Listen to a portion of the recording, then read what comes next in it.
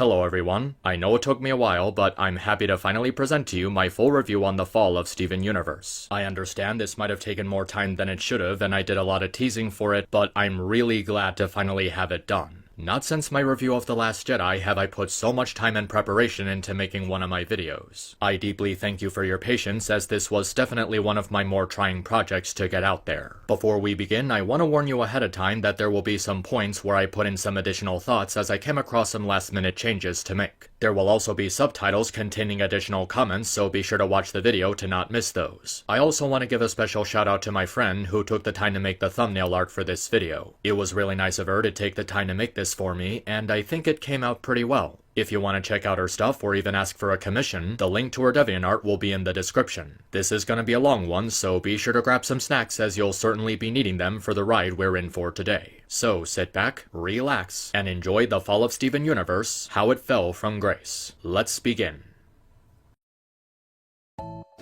The 2010s is seen by a lot of people as a new golden age of animation, or at the very least a silver age. After the horrendous second half of the 2000s, the TV animation industry was in serious need of a rejuvenation, and nowhere was that more obvious than the television network known as Cartoon Network. For a long time, it was overtaken by uninspired and passionless material and a lot of terrible live-action shows, to the point of people making jokes about how there were no more cartoons on a network called, well, Cartoon Network. But luckily for them, things started to take a turn for the better when the network launched Adventure Time after it was denied by Nickelodeon. Though looking back on it, they probably dodged a bullet. Adventure Time was seen by many as the beginning of a new turning point in the animation industry, with many other great shows following in its footsteps, with each network having their own widely recognized gems. Disney had Gravity Falls and Star vs. the Forces of Evil, Nickelodeon had a few bumps on the road but would eventually have The Legend of Korra and the Loud House, and the Hub would be home to the greatest cartoon of the entire decade, My Little Pony Friendship is Magic. And I'm, still going through depression after that one ended. But today we're here to talk about what just might be the biggest name out of all of them. Aside from Adventure Time, CN found itself getting back to its classic roots as it became home to a number of pretty good shows after its long period of creative drought, like We Bare Bears and The Amazing World of Gumball. But out of all the cartoons that CN was putting out at the time, there was one particular show that grabbed everyone's attention. An idea that came from the creative mind of American screenwriter Rebecca Sugar. An idea that would become to be known as Steven Universe.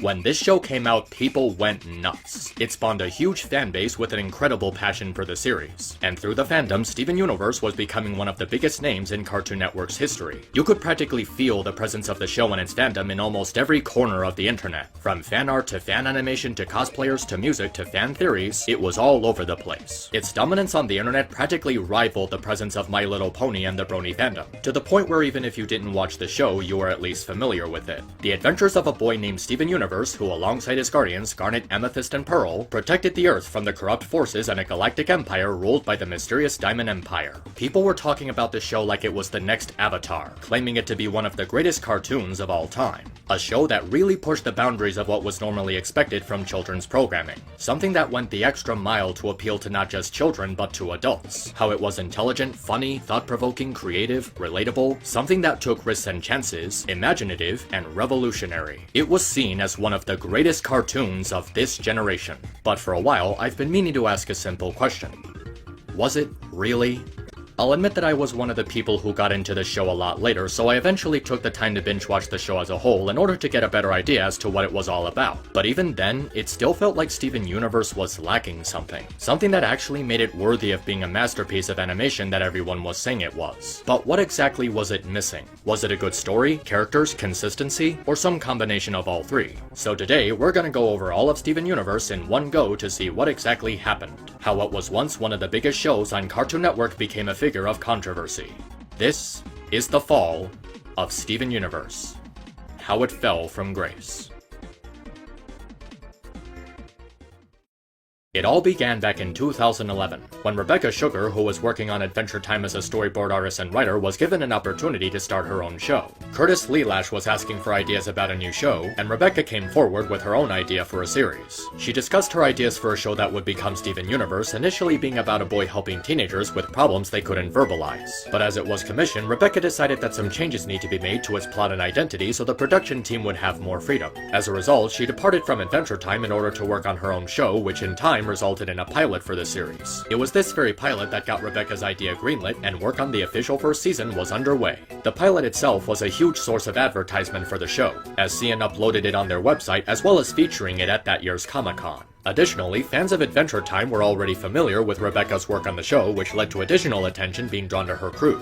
A lot of people were waiting in anticipation for what Rebecca had in store, with Steven Universe steadily making its way onto Cartoon Network, until it finally aired on November 4th, 2013. The show went through a drastic change in its design and style, but the spirit of the show was still widely recognized from what people saw in the pilot. The atmosphere was lively, the characters were fun to be around with their distinct personalities, and the world they lived in offered some interesting ideas for telling good stories. The premiere set the ground for how the rest of the series would play out, and offered a window into things that were about to be experienced. And for a while, it seemed to be working in the show's favor, with the first season having a really good sense of identity. It actually surprised me just how solid the first season turned out to be. For the most part, it focused on the misadventures that Steven would get into while trying to understand and control his powers and developing relationships with people in Beach City. Along the way, the Crystal Gems, who acted as Steven's guardians, helped him understand his gem heritage by explaining the philosophy and nature behind his powers and what it means to be a crystal gem.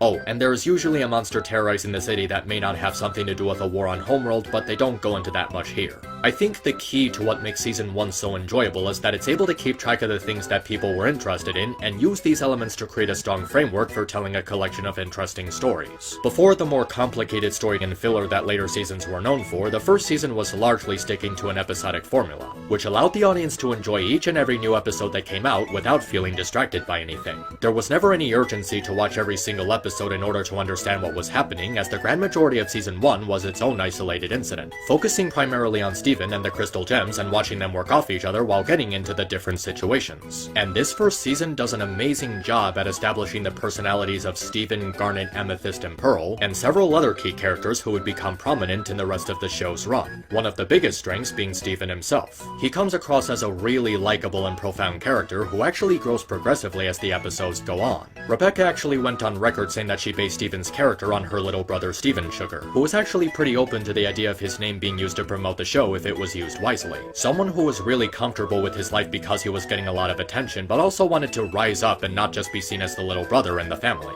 And for the most part, this description actually fits Steven in Season 1 pretty well. He has a really close relationship with the gems and spends a lot of time with them, but when it comes to their missions, he tends to either be left behind or be underestimated by his guardians. As Steven gets more involved, he feels a drive to prove himself, that he can really live up to his mother's legacy as a crystal gem and help them keep the odyssey surrounding Beach City under control. On the surface, it may sound like a typical coming-of-age story, but what makes Steven's journey fun to follow is his bright and bubbly personality. A lot of the times he approaches situations with a cheerful, optimistic attitude with an upbeat and happy mindset. He's really friendly with pretty much everyone around him, and he's always excited to try out new things. And when the time comes for him to confront more tense situations, he's pretty straightforward and takes more precautions instead of just being bubbly. He never becomes too brooding or dark or downhearted, which is a good thing since his juvenile attitude greatly complements the lighthearted tone the first season goes for. Some have criticized Steven in the first season for being annoying, which tends to be the usual territory when writing child characters, and in some ways I can understand why some people would feel that way.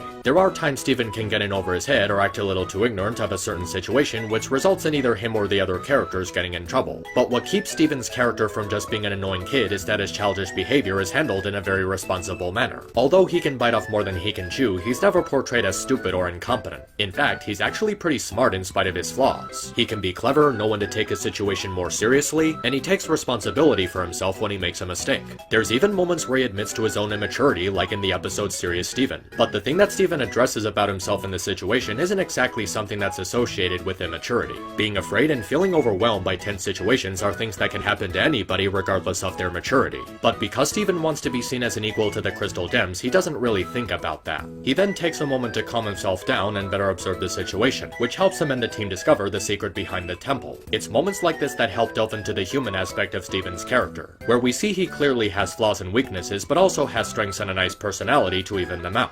And he works towards overcoming those flaws by facing them head on. The season paces his growth very well, so it never feels like his development is too fast or too slow. His arc this season usually follows him learning how to use his powers, but it also focuses on his steady growth as a person through his bonds with the gems, his father, his girlfriend, and the citizens of each city. Steven on his own is a pretty fun character, but when he starts working off the other characters, it gets pretty interesting. And that's mostly because the other characters are just as well fleshed out as Steven himself, making their interactions much more interesting. The three gems, named Pearl, Garnet, and Amethyst, are initially introduced as Steven's guardians. But as we see more and more of them interacting together, we start to see intriguing layers of a very real family dynamic between the four main characters. Pearl is an overprotective aunt who means well, but can sometimes be a little overbearing towards Steven. Amethyst is the cool, reckless older sister with attitude, who tries to make the most out of her situations and just wants to mess around with Steven. And Garnet is the highly supportive mother figure, who helps Steven through by giving him mutual support and teaching him things to know, while also giving him enough space for him to learn things on his own. The episodes also do a pretty good job establishing their personalities outside of just their family dynamic with Steven. Pearl is a perfectionist who tries to be the most logical of the group, which sometimes results in her being nervous when it comes to speaking emotionally. Garnet is a reticent and aloof leader who doesn't talk much, but nonetheless comes across as really wise and disciplined. She's mostly an introvert and keeps her emotions to herself, but when she's around Steven, she's a lot more willing to express herself. Amethyst is a really wild prankster who acts fairly rebellious against the discipline of the other gems. She tends to be irresponsible and ridiculous, and there's several hints that her rebellious, moody attitude is used as a mask to hide her more sensitive emotions. I particularly like how the first episode gives us a window into their personalities through the different ways they explain weapon summoning to Steven, having different perspectives and beliefs for how it works and how they act as an influence over Steven. The first season does a really good job developing all four of them, with episodes that demonstrate how they function as a team and how they interact with each other in more mundane scenarios. Tiger Millionaire, for example, is a pretty good way the show develops all four of them at one time, even though it's an Amethyst-centric episode. It introduces her constant inner struggle wanting to be better and stronger and be approved of by Garnet and Pearl. Her passion for wrestling is a way of dealing with her frustrations of being undermined and underestimated by them, and being in the ring allows her to freely be herself without any scrutiny. We also get to see how Steven begins to change his tone for how he approaches a situation by actually thinking with his head and seeing it from a realistic point of view. In episodes leading up to this one, Steven is usually trying to impress someone while approaching problems by using what's available at the time and hoping that it sticks. In this one, he already has permission to wrestle with Amethyst, so he already believes that he belongs in the situation. So he's not pressured with the idea that he has to impress somebody.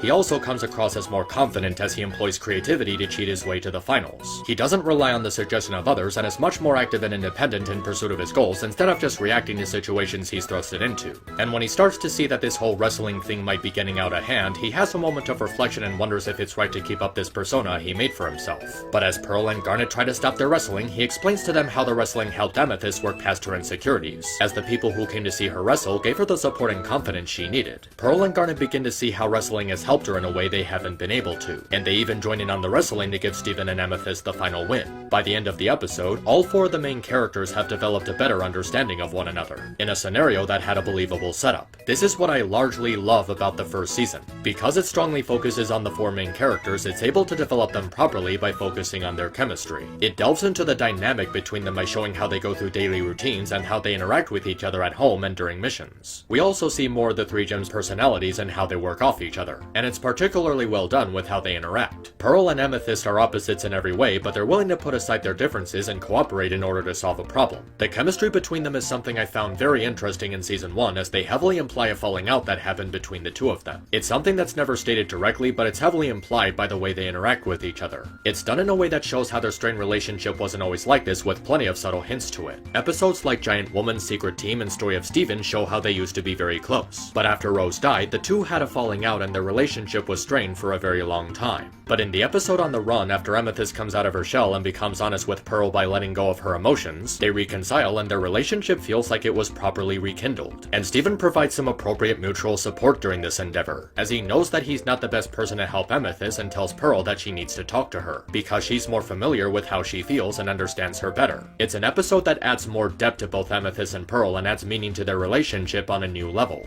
Another great thing about this episode is how well it develops Amethyst by bringing up the subject of having a home and what it means through the found family she has with Steven and the gems. She always felt like she never had a home because of her feelings regarding the kindergarten and her strained relationship with the others. Her defensive attitude suddenly makes more sense after this episode because it explains why she acts so rebellious. As Pearl describes the bad things that were done here, Amethyst begins to feel like some of these bad things are being directed at her since she was made here. Pearl didn't actually see it this way, but she realizes that she might have unintentionally made her feel that way.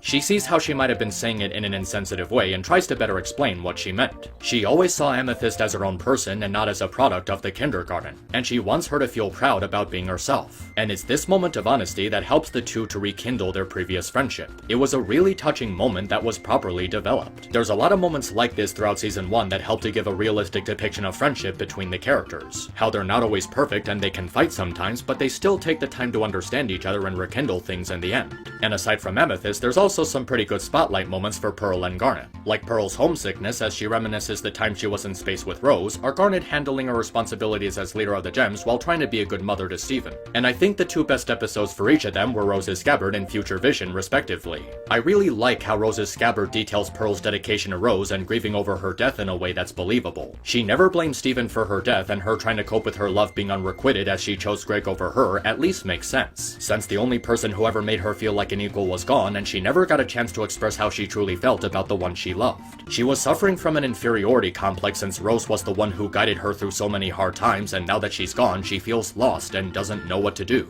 She tried so hard to lock up her doubts and insecurities deep inside so she can appear strong in front of Steven, showing how in spite of her logical way of thinking, she still has to deal with her emotions. And even though Steven could never replace Rose, he still wants to be there for Pearl, encouraging her to be the best she can be. It's a really deep and touching moment, and you really don't see too much of that in the later seasons. Then there's the episode Future Vision, which really puts Steven's relationship with Garnet in a new perspective. She's normally really stoic and reserved, trying to keep a straight head and be a responsible leader in the face of Pearl and Amethyst nonsense. But when she spends time with Steven, we get to see more of her sensitive side. She's more emotional, more expressive, more silly and bubbly, and openly expresses her confidence in Steven. Even that quiet good luck she gives to Steven in Rose's Scabbard is really touching, and it adds a layer to just how deep her relationship is with Steven. And at the end of Future Vision, where Steven is scared of all his possible deaths, Garnet comes out to help him understand how her future vision is an absolute, and how he still has control over his fate. The episode does a pretty good commentary on the subject of anxiety, the fear that we have of things that are out of our control. With Steven's very real fears of the thousands of ways he can suddenly kick the bucket, it's a pretty relatable message considering all the scary stuff that's going on in the world today. It's a pretty difficult thing to represent, but the episode succeeds in tackling it in a respectable manner. Garnet teaches Steven that you can't live your whole life in fear of things out of your control, and that you can still choose what you do with your life and the decisions you make along the way. It's a really important lesson for anyone to learn, and it's one that does a really good job adding more detail to Garnet's future vision. It avoids making Garnet overpowered by showing how instead of seeing one absolute future, she sees multiple possible paths that people can take. But what I really love about the episode is how it greatly solidifies the relationship between Steven and Garnet. She really is the motherly and affectionate member of the Gems, looking after Steven and being a figure of guidance in a way that Pearl and Amethyst can't be. She really thinks of him as her own child, being protective of him but in a way that isn't overbearing, encouraging him in a healthy way, supporting and believing in him when others wouldn't, and just being a really good influence on him. This is the first time where we actually see how Garnet has her own weaknesses, such as her uncertainty and her vulnerability regarding her feelings towards Steven. It's one of my favorite episodes as it shows a really good message with a lighthearted sense of humor and displays a really profound and strong connection between Steven and Garnet. And outside of the Gems, the first season takes its time establishing Steven's relationship with the human characters as well. Steven and his sensitive father Greg get to bond over so many things like cleaning out his storage, sharing stories about his mother, building a spaceship, and so on. And I feel like the episode House Guest was the first episode where we really get to see a true development with Steven and his father, helping to show how their connection is one of the more interesting ones in the series. The plot basically revolves around Greg misusing a whistle which he uses to call Steven back from a mission with the Gems. It may seem like Greg wasn't taking these missions seriously, but this was after the Lapis incident in which he became a lot more concerned with Steven's well-being during these missions. His use of the whistle could just be seen as his way of knowing if Steven is safe during these missions as opposed to just trying to keep Steven to himself or taking advantage of his hospitality. And when he sees how badly he messed up, he actually takes the time to go to the geo to try and fix the problem himself. It's not a standout episode by any means, but it does a nice job helping to add more depth to their relationship.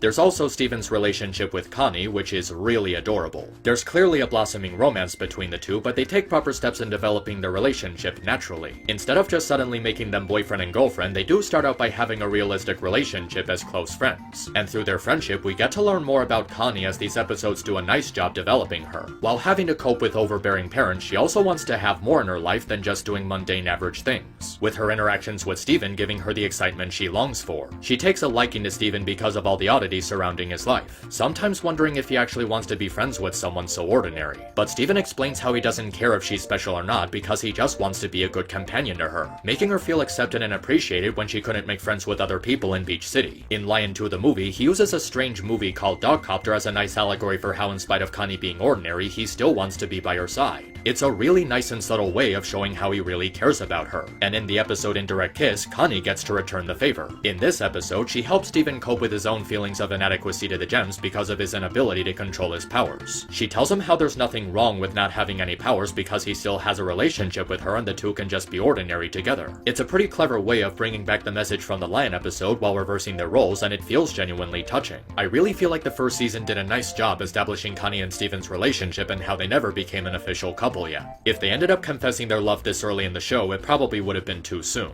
They don't have a lot in common when they first meet, but as they hang out, they find new things to relate to. And there's so many little touches they put in there to make it more meaningful. The looks they give each other, the smiles they express, how the other characters are supportive of their relationship, it's just really sweet. Even the other Beach City citizens that only appear in 2 or 3 episodes had some good screen time with Steven. And the season does a pretty good job in establishing its different connections with all these people. Steven helping the pizza family get along with the gems, helping Petey at his job to reconcile with his dad, helping Buck to better connect with his father, helping Mayor Dewey to be a more responsible leader, even helping Lars learn to stop worrying about what other people think of him and stop being a douchebag, even though he just goes back to being a douchebag. Normally these types of shows don't really take the time for the audience to really get to know these background characters, but the season does a pretty good job in fleshing out their place in Beach City and how Steven interacts with them. The duty of Rose and the Crystal Gems was protecting Earth from the forces of the Empire, so it's fairly interesting to see how the Beach City citizens act as a representation for what the rebellion was fighting for. That scene with all of the citizens watching over Steven in the season finale to see if he's okay, with Steven realizing what he's truly fighting for, wouldn't have worked so well if the first season hadn't done such a good job making you care about them.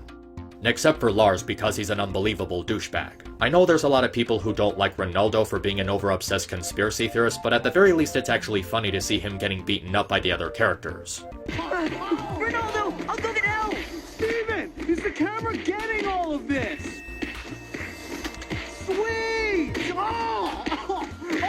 Even the slice of life episodes that don't primarily feature any story-heavy elements can be really good. There's Too Many Birthdays, where Steven ages rapidly, which is both funny and really heartbreaking. There's Monster Buddies, where Steven befriends the corrupt gem from the first episode, which is really bittersweet. And there's also the really heartwarming Line 3 straight-to-video, which made everybody want to give their mom a phone call. In this episode, we finally get to see Rose's character in a more direct way instead of just expedition dumps from what kind of person she could have been from one of the other characters. She has a very soft-spoken voice that sounds mysterious, but also comes across as really soothing and comforting, and her words are just so meaningful and touching. Listening to her talk about the fascination and love for life on Earth, how she wants to share it with Steven, how she wants him to experience all the happiness and joy that life can provide, and helping him learn that even though he might have her gem, he's still gonna be his own unique person. It really felt like the kind of character you would expect Rose to be like from how Season 1 was building her up. A loving, caring figure who really wanted to be a good mother to Steven and help him grow up to be a strong, confident person. It's very deep and meaningful writing that sets up Rose as one of the most engaging characters in the whole show.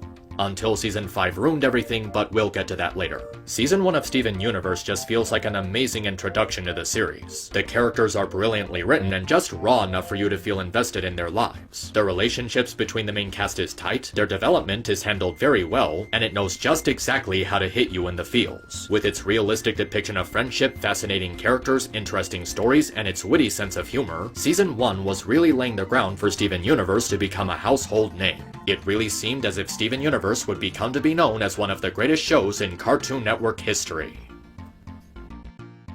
And then Season 2 happened. Season 2 is when things started to get complicated.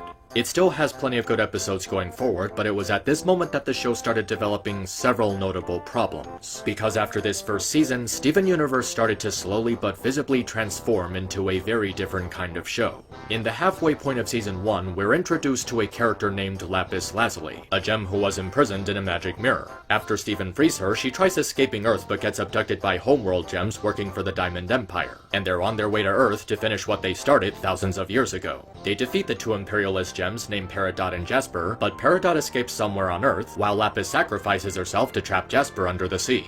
This was the turning point of Steven Universe, in which it would transition from slice-of-life storytelling to being considered a serialized narrative with a continuing story arc. It doesn't take immediate effect as the second half of the season remains largely slice-of-life. But there were still episodes made with a connection to Lapis and the homeworld gems invading Earth. Now, for the most part, the second half of the season does a nice job building up these events steadily, with enough material from the episodes being threaded in a way that felt consistent. That way, when we finally get to the season finale, it doesn't feel like something that comes out of nowhere. And there was enough intrigue presented in these episodes to build anticipation for what was coming up next. Garnet is revealed to be a fusion. Steven begins to hone a deeper connection to his powers. The Diamond Empire is sending soldiers to attack Earth. Steven is revealed to have a deeper connection to Rose than was previously believed. He also learns that the gems are part of an alien race that invaded the planet, Peridot is on the run, and Lapis disappears under the ocean with Jasper. There's quite a number of reveals and plot elements introduced that build anticipation for Season 2, and it seemed like the Season 1 finale was laying ground for a much more interesting story. The only problem is that Seasons 2 through 5 don't really do a good job delivering that story, and the primary reason for that is how badly the episodes were organized. Unlike Season 1, future seasons of the show were now expected to tell an overarching narrative with several story arcs. But instead of staying focused on telling that story, the show was still trying to play itself out in an episodic fashion.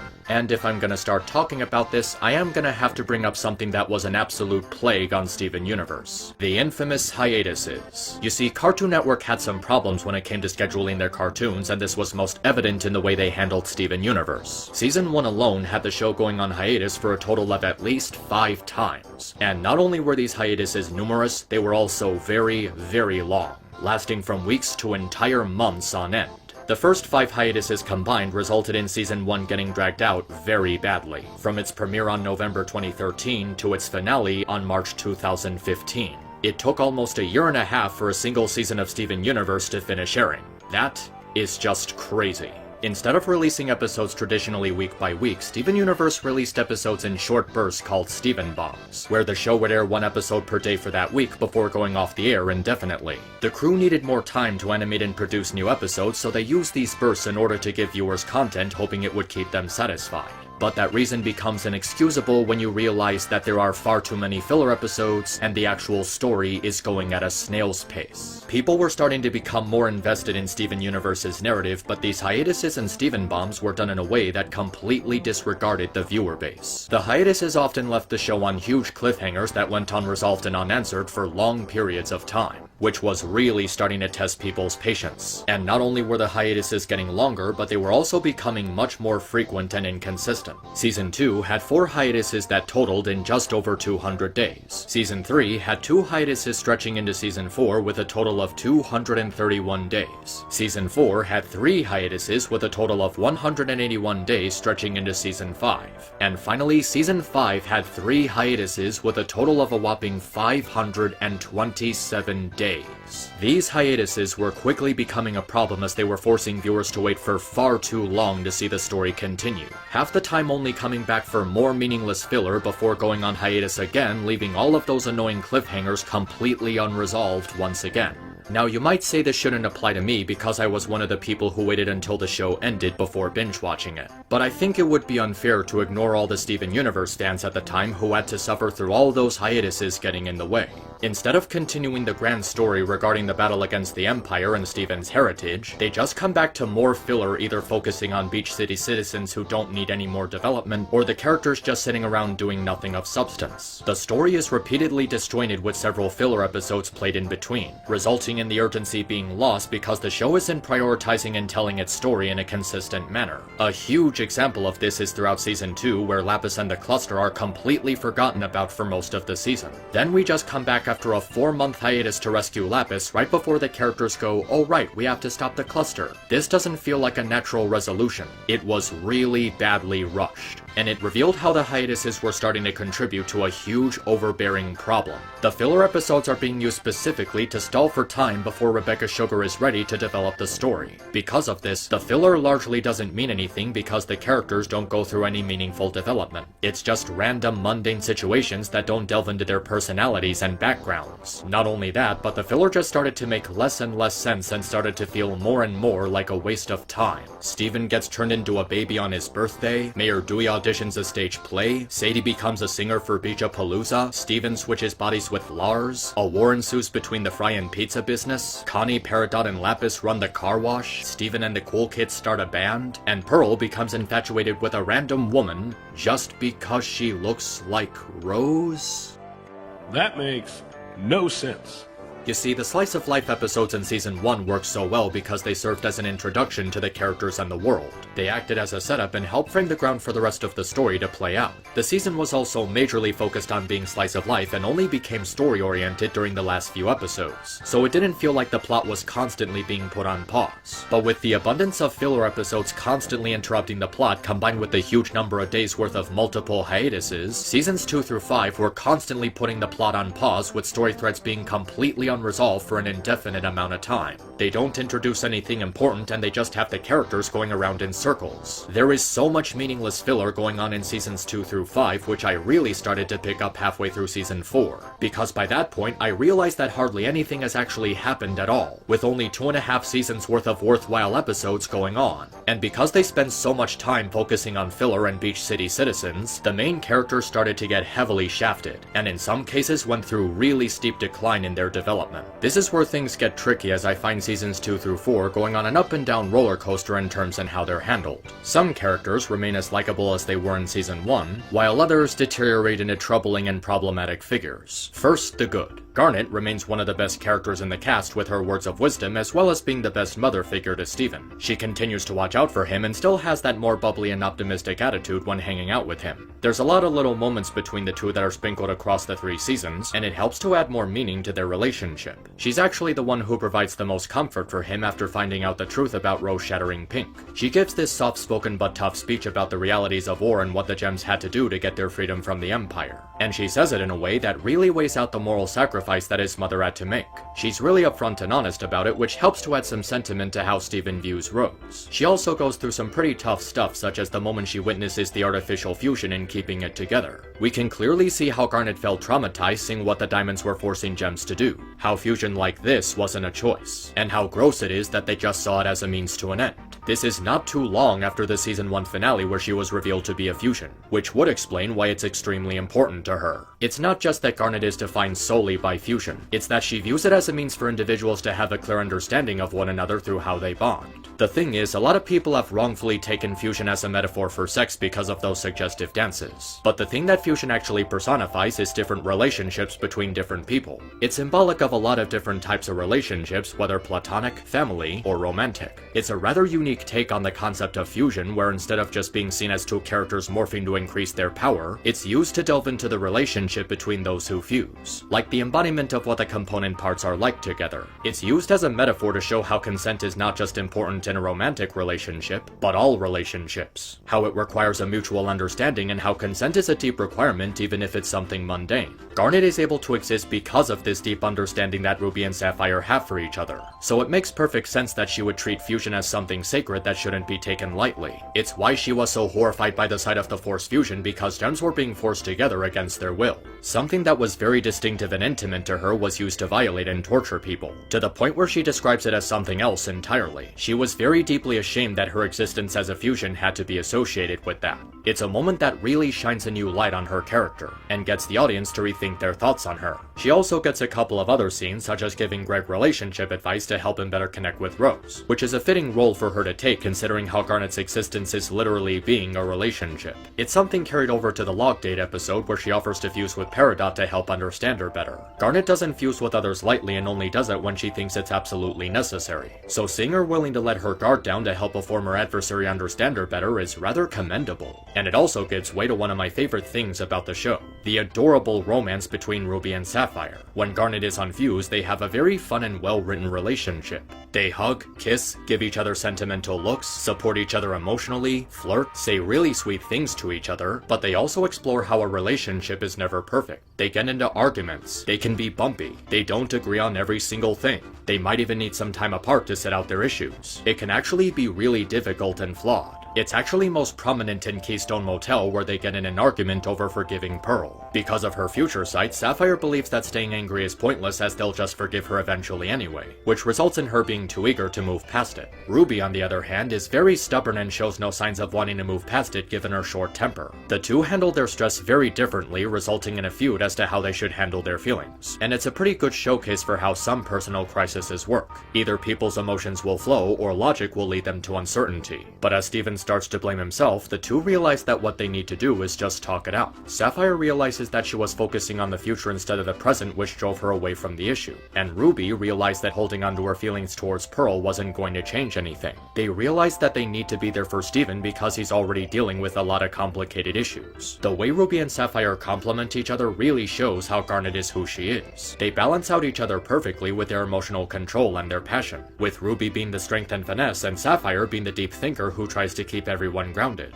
And the way their conflict is resolved is really organic. Because of how eager Sapphire was willing to put it behind them, Ruby didn't think she was getting proper support from her. She was bottling up her emotions, which exacerbated because she wasn't being honest. She states the problem directly and shows how they need to talk it out before they can start thinking about forgiving Pearl. Even Steven blaming himself was played out very well as a metaphor for kids blaming themselves for their parents fighting. Sometimes things can get pretty tense between families, and Steven was already feeling pretty down over Garnet and Pearl distancing themselves. I also really like how the answer establishes the romance between them and explains why they would fall in love. Ruby started out only thinking of herself as a bodyguard, but over time really started to care about Sapphire's safety. And Sapphire felt like Ruby saved her from an unchangeable future by defying fate, showing how through willpower you can change history and make a difference in spite of the odds. Ruby saved Sapphire from fate, and Sapphire saved Ruby from only being what the Diamonds wanted her to be. It's a really touching and somber episode that places new insight on them together. Now on to other characters. In spite of his minimal role in the show, I really like how Greg still gets to appear as an affectionate father towards Steven.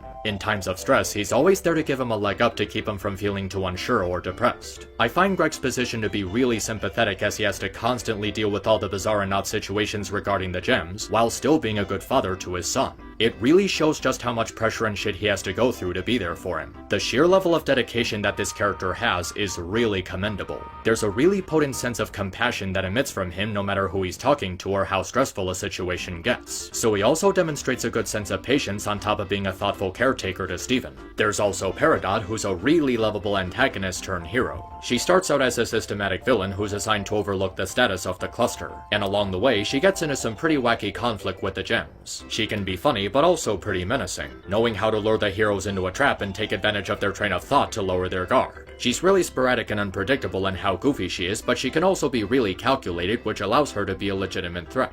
And after her defeat, she starts developing into a more interesting character. The way her relationship with the heroes is developed is very well paced in that they take the proper steps in turning her from a villain to an ally. At first, she's only cooperating with them to get something out of it, that being preventing the cluster from emerging while she's still on Earth. But over time, she gets to know each of the gems on a personal level and begins to understand why their battle to liberate Earth was so important. She learns about life on Earth, understanding human emotions, how to have fun to prevent yourself from feeling stressed out, and finding a new family with Steven and the gems. What I like about Peridot's redemption is that they show how she just doesn't instantly become a good guy. It was done steadily with some bumps on the road. She even obsesses over how great the Earth colony would have been while ignoring the seriousness of how they destroy life on planets. Peridot was raised under a galactic dictatorship for thousands of years, so it would make sense that she would need time to work out her old tendencies. The second season takes its time developing her character properly, so nothing about her reformation feels rushed. Learning to acknowledge Pearl's individuality, accepting Garnet's state of being, and being mindful of Amethyst's disabilities while admitting to her own flaws. She learns to stand up for herself by telling off Yellow, and she also goes through some interesting arcs after her reformation. She goes through a learning experience about gaining experience from failure when chasing a corrupt gem, and she also deals with her disability as a cheaply made gem. In the episode Too Short to Ride, she reveals that her obsession with technology is a coping mechanism to deal with being defective. She thinks she can't amount to anything without limb enhancers or any sort of technology, as not having these things makes her feel inferior. But when she's about to lose her tablet, she discovers her ability ability to bend metal and she finally feels truly useful. She has a functioning purpose that she discovered through her friendship with the gems that makes her feel more capable. Of all the characters post Season 1, Peridot really feels like the most fleshed out and properly developed, as she still gets to be fun and comedic while changing and evolving over the course of 4 seasons. I also like Bismuth. In spite of her smaller role compared to other characters, she leaves a really good impression as a liberator longing for her freedom and wanting to provide it for her fellow gems. She gets well acquainted with old friends in a steady way, and she forms a close and meaningful bond with Steven over their connection with Rose. It's interesting to see how the thing that Bismuth and Steven bond over is an aspect of their history, the relationship they had with Rose and the impression she left on them. She talks about how inspired she was by Rose and how she was able to think for herself because of her influence, and wanting to share those feelings of individuality with others. She's a real rebel as her desire to defeat the diamonds runs very deep, even going so far as to invent a weapon capable of shattering gems outright.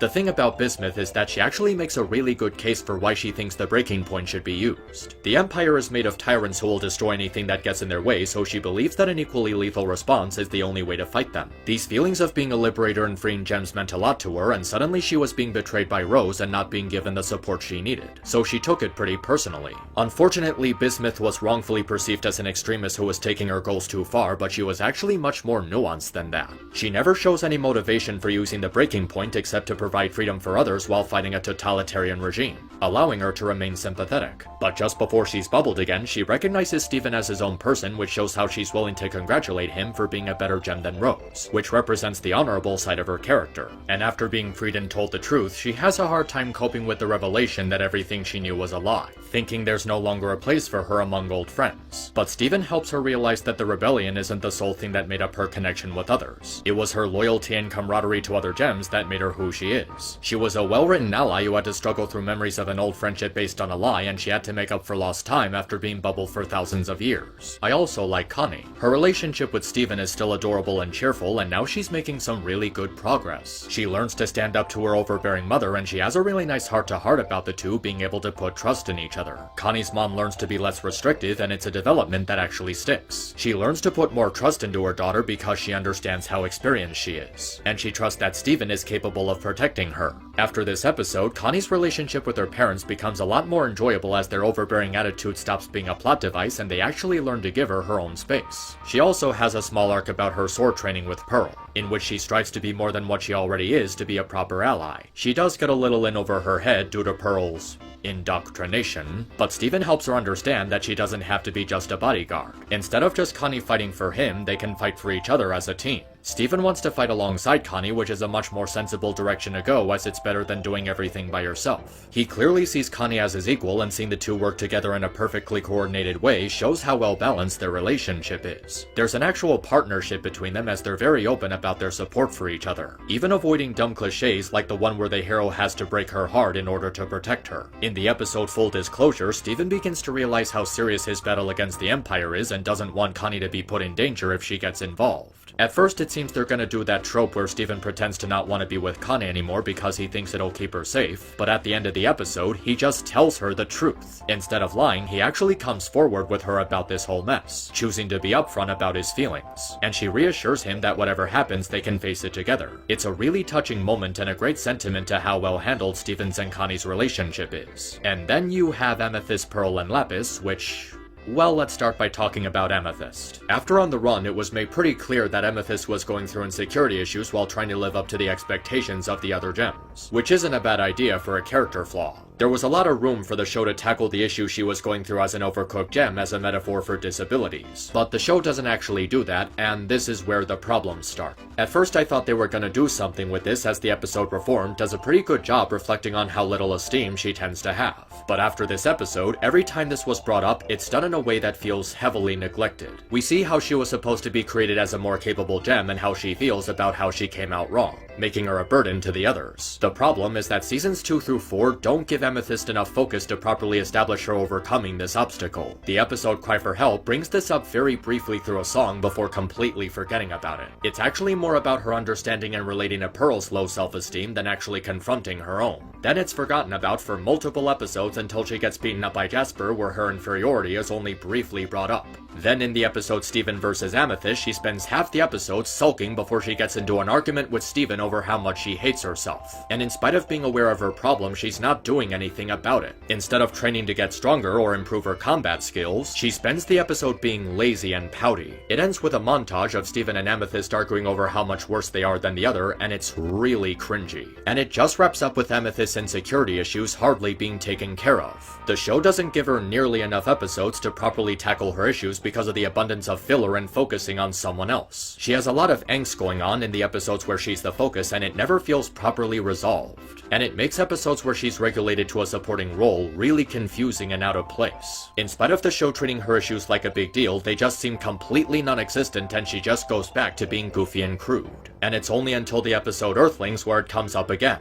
After being defeated, Steven gives Amethyst a speech about how cool she is for being herself and not like Jasper. And on paper, I really like the idea this leads to. It shows how Amethyst's condition isn't something she can just get over and she has to live with it. Instead of making it that she can be just as strong as Jasper with enough work, she actually doesn't. Instead of teaching the lesson that disabled people can just be good as able people, it teaches the lesson that you don't have to be as good as them to be worth anything. You can still be good at things even if you're not as good at it as other people. It teaches the audience that you don't have to measure up to someone else's abilities to be worth something. It's a really good message, and I really like the idea of it being taught in an honest way in a children's show. But again, the problem is how badly Amethyst's character arc is paced because so much time that could have been used to develop her is wasted. In episodes where she's the focus, she spends too much time sulking, and in episodes where she's not the focus, her self-worth issues are completely forgotten about. If they gave more episodes to Amethyst, they could have dealt with her insecurities much better. And it's weird that I harp on her like this because after defeating Jasper, she stops being a sulk and is a much more fun character. She forms a close friendship with Peridot, which is nice considering they both relate to being defective. She also develops a new outlook on the kindergarten. She no longer feels ashamed of it and thinks of it as a source of inspiration since she can relate to the other amethysts that grew there. And she also handles the big plot twist very maturely. She expresses how she's gonna start carrying her own weight and deal with her problems herself instead of being a burden to Steven. She stops harping on the past and starts moving forward, which is something she takes seriously considering Steven is already dealing with enough pressure from his mom being a horrible person. She's much more supportive in episodes following Jasper being bubbled and her self-esteem issues stop being a problem. There's still the issue of how badly her arc was paced and how it feels like something that was largely ignored, but at least it's not as bad as how the show handles Pearl. One of the things people quickly picked up about Pearl in the first season was how she had this rather unsettling obsession with Rose. It was an ongoing issue until it was confronted in the episode Rose's Scabbard, where she explains her self-esteem issues to Steven. And for a while, it was actually a pretty good moment of growth for her. It was a way of showing how the loss of someone she loved and that love being unrequited was something that was bothering her for a long time, but never blamed it on Steven. The way the two make up at the end of the episode seems like it was establishing a newfound understanding between them, and how Pearl was getting ready to move on. But when season 2 came along, the way Pearl's past relationship was being portrayed started to feel really unsettling. First, they're sworn to the sword, where she offers to help Connie with her sword training to be a proper bodyguard to Steven. At first, it seems normal that Pearl would want to help Connie be a more capable warrior, but then she starts laying out similarities between Connie's desire to protect Steven and her own desire to protect Rose during the war. It's at this point where Garnet explains how reckless and obsessed she was about protecting Rose and how she's trying to project that recklessness onto Connie. We even see her brainwashing Connie into being a mindless soldier by having her say that her life doesn't matter. That is nothing short of disturbing. She tries to justify this by saying Steven is too important and shouldn't be risking his life to fight the diamonds, and when Steven defies her, she becomes so unhinged that she melts down and refers to him as Rose instead of Steven. So in one episode, we have Pearl not only obsessing over her past relationship with Rose to the point of identifying her with Steven, but also brainwashing Connie and willing to risk her dying recklessly. Then in the episode Chill Tide, we see her dreaming about being out at sea with Rose and telling her to forget about Greg, which really feeds into just how badly her jealousy was. There were hints of her jealousy in season 1, but this was really on the nose. Then she repeatedly deceives Garnet into fusing with her, knowing how uncomfortable she would feel about it being used for her own personal pleasure, and her reason for doing this is because she wants to feel strong like she did when Rose was with her, because she feels useless without someone telling her what to do. You know, what we already knew in Rose's Scabbard. I do like that there were consequences for what Pearl did in the episodes leading up to friendship, but it still feels like she got off pretty easily when you think about how thoroughly deceitful and serious her actions were. Then in the episode 3 Gems and a Baby, she's so deranged in the belief that Rose is still conscious inside of Steven that she almost pulls out his gem. She almost killed Steven due to her obsession with her unrequited love. Some may try to excuse this by saying how she stopped herself while explaining her frustration about having a difficult time adapting to change. But that really doesn't change how disturbing it is that even in a previous point in time, just how thoroughly irrational her behavior was. Even in the episode Mr. Greg where she confronts her jealousy towards him, she still sings a song about how Rose chose him over her. The problem with Pearl during seasons 2 through 4 is that it never feels like her character is allowed to develop outside of her obsession with Rose. Every Pearl-centric episode has to involve her past relationship with her in some way, which results in her development growing stagnant. They try to fit in the notion that Pearl is responsible for all that's left of someone she loved and has to try and be a mother to him to honor her memory. But this all gets undermined by how Garnet ends up being a much better mother figure anyway, and how the way Pearl continuously obsessed with Rose became repetitive and uncomfortable. And this was before season 5, which made her past relationship with Rose even more disturbing. And then you have Lapis. Dun, dun, dun, dun, dun, dun. Lapis is not a good character. At first I was willing to give her a chance as she has a soft and likable relationship with Steven, but in each of her centric episodes after, she just gets more uncomfortable to be around. In the beginning, she was established as someone suffering from trauma after spending thousands of years trapped in a mirror with her gem cracked. Alright, we're off to a good start. Then in the episode Barmaid, she spends the episode holding a grudge against Peridot. Okay. Then she acts needlessly spiteful towards her, being verbally abusive and even crushing her tape recorder, which was previously given to her as a very thoughtful gift from Steven. Then in the episode Alone at Sea, she reveals how between her and Jasper, she was the one being abusive, saying she liked taking everything out on her. I liked taking everything out on you. I needed to. I hated you. It was bad. Excuse me. Then, in the episode Room for Ruby, she becomes jealous of a Ruby who's able to quickly adjust to Earth when she was having a hard time herself, and her jealousy comes across as really petty. But that's okay, because it turns out that Ruby was a villain the whole time, and Lapis was right to be jealous, which renders the whole episode a complete waste of time. And then, in the episode Raising the Barn, she tries pressuring Peridot into abandoning Earth and leaving everyone to fend the diamonds off by themselves, and when Peridot says she wants to stay, not only does Lapis leave her without a second thought, she literally takes the barn with all of her stuff. Why the hell did she need to take all of Peridot's stuff? Why didn't she just fly into space without taking anything? But wait, she comes back later during the battle against Blue Diamond. And what does she say to Peridot after all the stress she put her through? Lapis! You're really here. Hey.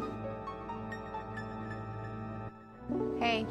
You bitch! I'm gonna punch you in the face! Here's where I have my problem with Lapis. The way she goes about dealing with her problems is extremely selfish and in some cases really toxic and abusive. She constantly makes everything about herself and she's needlessly judgmental towards the other characters. And her attitude in these episodes just feels spiteful. The way she describes how she liked taking everything out on Jasper demonstrates very clearly how she was using her as a vessel to take her anger out on someone. She was literally putting someone else through the exact same trauma she suffered through, and the show sees nothing wrong with this. It would have been one thing if she was just doing it to protect Steven and the crystal gems, but she specifically states how she was taking her anger out on Jasper. What exactly is supposed to be sympathetic about a victim of trauma putting someone else through the exact same trauma? And the grudge she holds against Peridot is really unsettling. She gives her all these sinister looks and speaks in a really malicious tone, and the moment she crushes the recorder is just a step too far. Peridot is clearly making an effort to make amends and is giving her something with a lot of personal sentimental value to her, and Lapis responds by calling it garbage and breaking it right in front of her. Throughout the episode, she is so thoroughly nasty and bitter, and it's just hand-waved away at the end of the episode.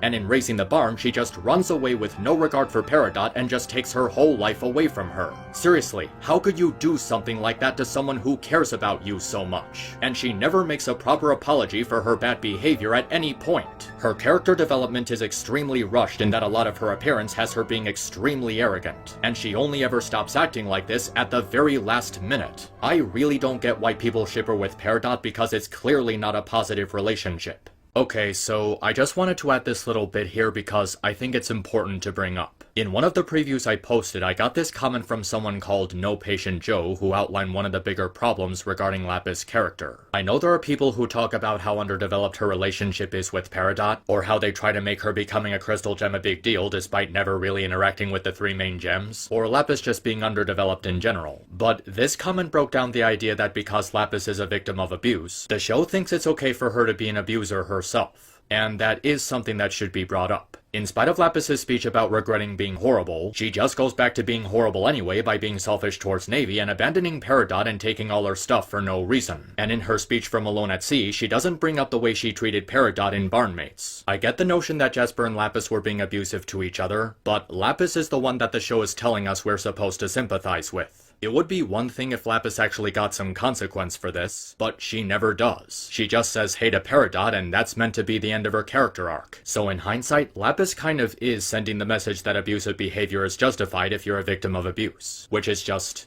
a terrible lesson to teach people. So no offense if you're a fan of Lapis, but she pretty much is a bad character. Not only for being badly developed, but also sending an unhealthy message. If you want to develop her better in a fanfiction or something, that's fine, but in the show itself, yeah.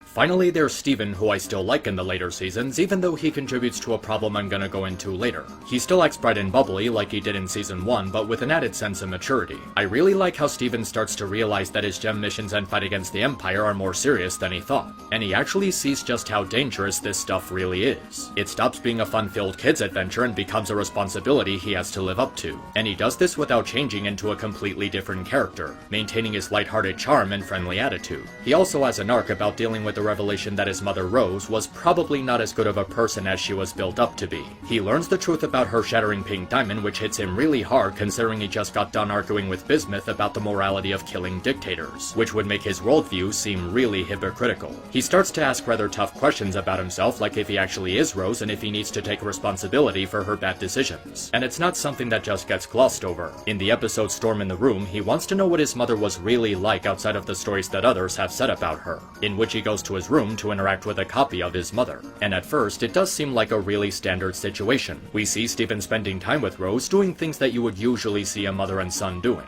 But after a while, he goes a step further and really begins to think about his relationship with her, contemplating his true thoughts on Rose and the decision she made. He realizes this version of Rose is only a deconstructed idea of who he thinks she was before he started learning more about her. And when he sees this, he starts to confront her directly and question if she really was just an awful person. Before, he only ever knew about Rose from stories by biased people, and now he's putting his thoughts on Rose in his own words without any of that bias getting in the way. Now he's saying exactly how he feels instead of Pearl or Greg, or any of Rose's enemies. But then she gently approaches Steven and asks him if he truly believes that. She reminds him of the tape she left behind and how she really wanted Steven to be born and experience life, asking him if he thinks she was lying about that. The videotape is the only direct thing of her we have because it's not based on a story by Greg or any of the crystal gems. It was Rose herself, telling us what kind of person she was without someone else's filter. And Steven replies by saying no, because in spite of all her bad decisions, he knows that she wanted Steven to be born as his own person. She really wanted him to experience all the happiness and joy that life can provide. And he's grateful for that,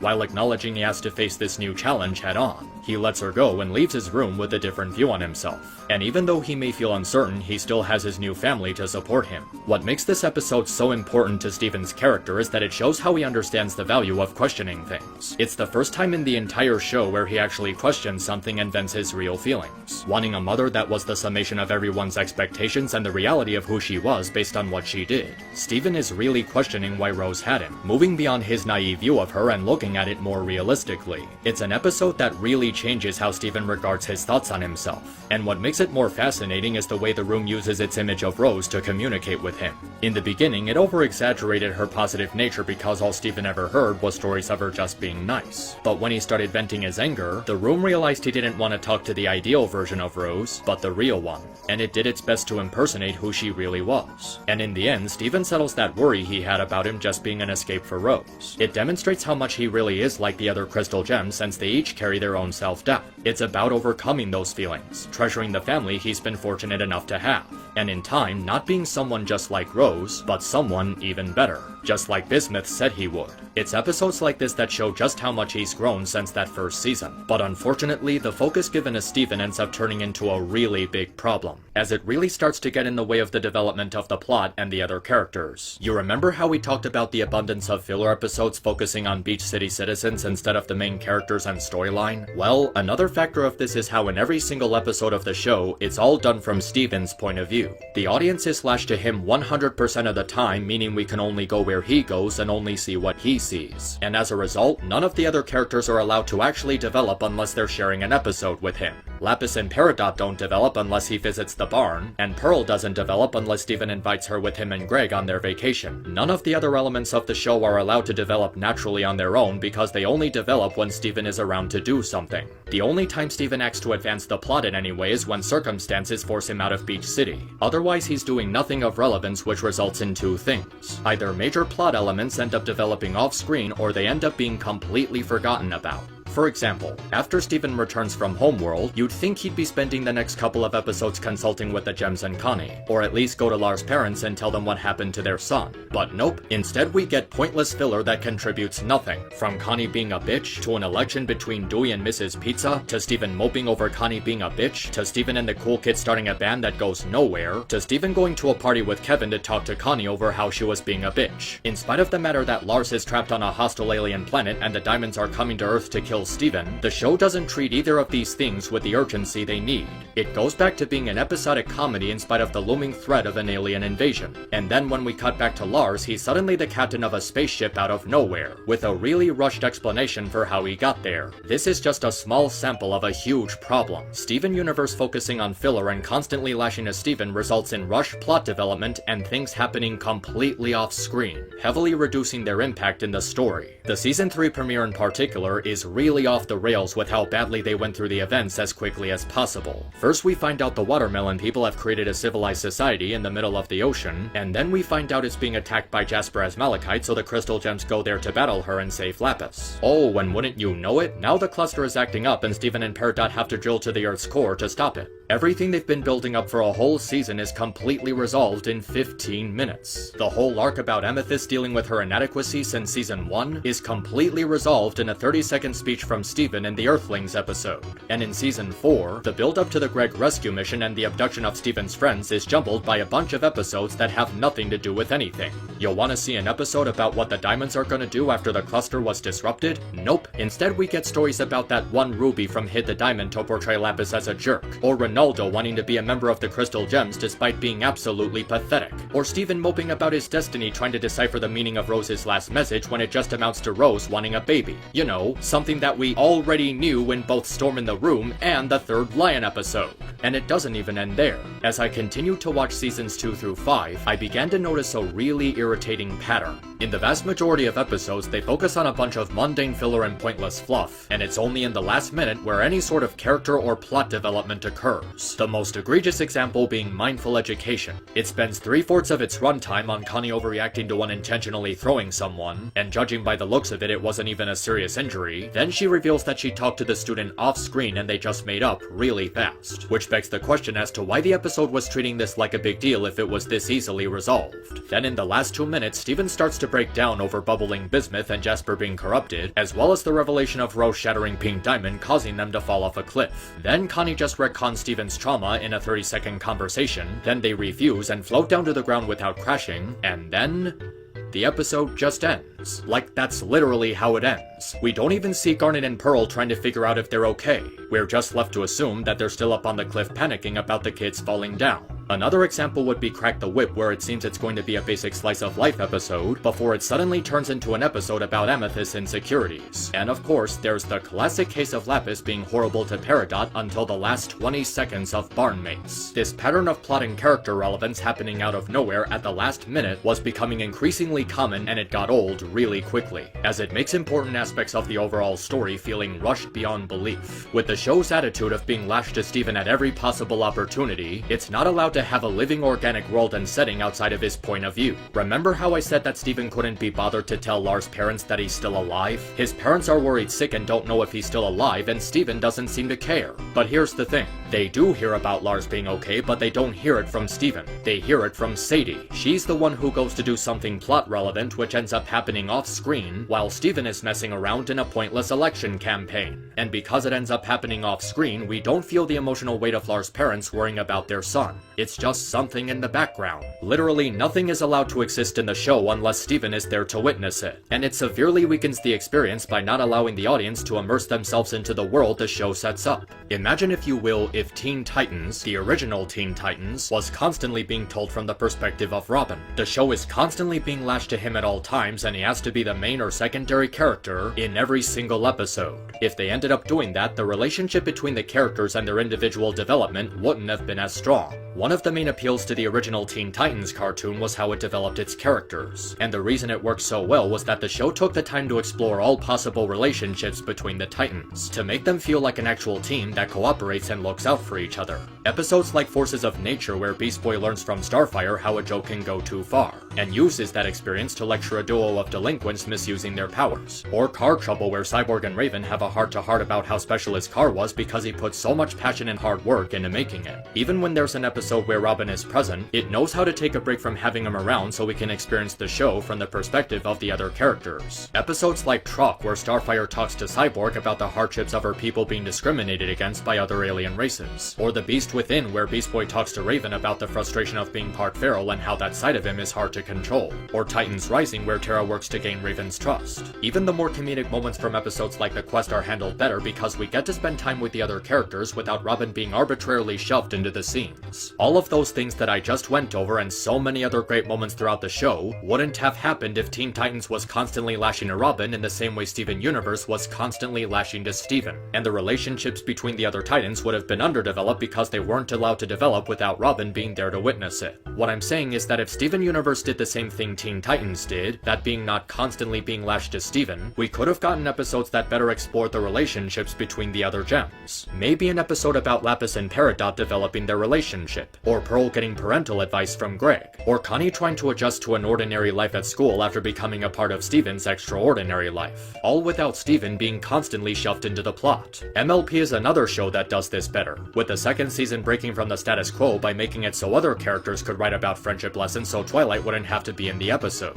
allowing the characters to develop without Twilight being shoved into the plot. All of these things put together means that Steven Universe's story is developing at a horrendously awful pace. It wants to tell an action-packed story about a rebellion against a galactic empire, but it plays itself out like an episodic sitcom. In spite of later seasons having an overarching narrative, it doesn't feel that way because it's constantly distracting itself from the main plot. And season 1 was just so much better at doing this. It was able to keep the setting interesting because it wasn't constantly jumping between trying to be a serious space opera and a silly slice of life comedy. And the slice of life style it went for was more tolerable because there wasn't an overarching narrative dangling over the audience. It was full of isolated storylines that you could freely enjoy because there wasn't a requirement to watch every single episode to understand them. With the way the story was handled in seasons 2 and onward, the show just started to slowly decline in quality. Important characters are constantly getting shafted with their development being horribly rushed. The story is developing too slowly, constantly being interrupted by pointless filler, and the abundance of hiatuses that lasted for months on end just made the whole experience even more agitating.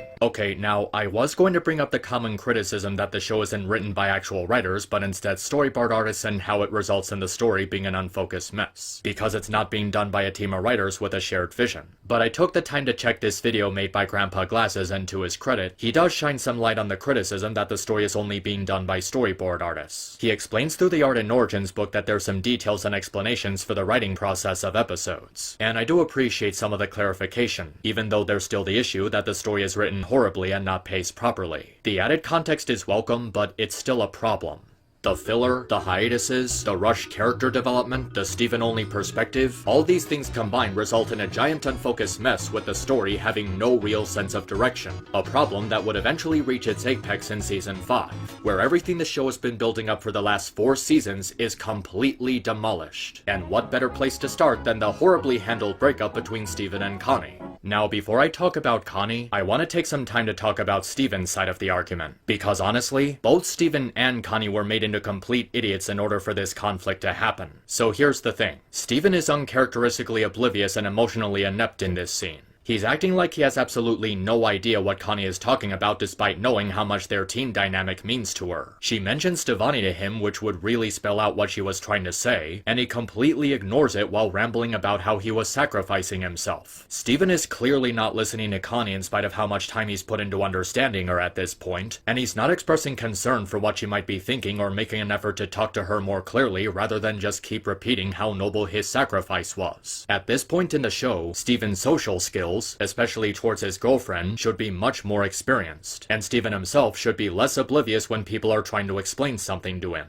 This is something he would do back in Season 1, not in Season 5 when he's supposed to be maturing. He's just fully unaware of anything Connie is trying to say and is only focusing on what he's saying. Almost as if he's deaf. There's no excuse for Steven to be this tone deaf. He should have tried to explain himself more clearly and not be so inept to her side of the argument. Instead, he's just being dumb for the sake of driving Connie off, taking Lion with her so the writers have an excuse for Steven to not check on Lars until several filler episodes later. So now let's talk about the problems with Connie's side, because there's a lot more to talk about. I talked before about the lack of urgency in the story, with Steven neglecting to tell Lars' parents about their missing son and him not bothering to consult with the gems about what happened on Homeworld, but the one thing that really sticks out like a sore thumb is Connie's unbearable selfishness in leaving Steven. You might try to make a case for Connie in that she was hurt by Steven going back on their promise that they would face obstacles together, but here's the thing. The way Connie reacts to this situation and her feelings towards it are not justified. The situation was extremely dire and Aquamarine was established to have enough power to overwhelm Alexandrite. Stevani was certainly not gonna do anything. They literally had no chance of winning that fight, and Steven surrendering himself was what saved everyone from being kept prisoner. And even if they somehow ended up winning, the diamonds would have just come to inspect the situation and everyone would be in even more danger. Steven minimalized the damage by surrendering himself. And if you still want to make a case for Connie, it doesn't change the fact that her actions are terrible. First of all, Connie takes Lion with her, and for whatever reason, he just stays with her in spite of having a stronger relationship with Steven. This already makes no sense because in the first Lion episode, Steven was in danger. Lion saved him and stayed with him, even after he went off on him. So now when there's a way more urgent situation, he just decides to leave him in favor of Connie? And isn't Lion the only means to check up on Lars while he's trapped on a hostile planet? What if Steven needs to check on him? Why would Lion suddenly have a stronger bond with Connie over Steven? Why does he have a stronger bond with Connie over Rose, the person who saved him from death? Steven has a more familiar connection with Lion than Connie due to a life debt, and he just decides to run off and not think about him at all. And Connie never tells Lion to return to Steven. She literally took his pet.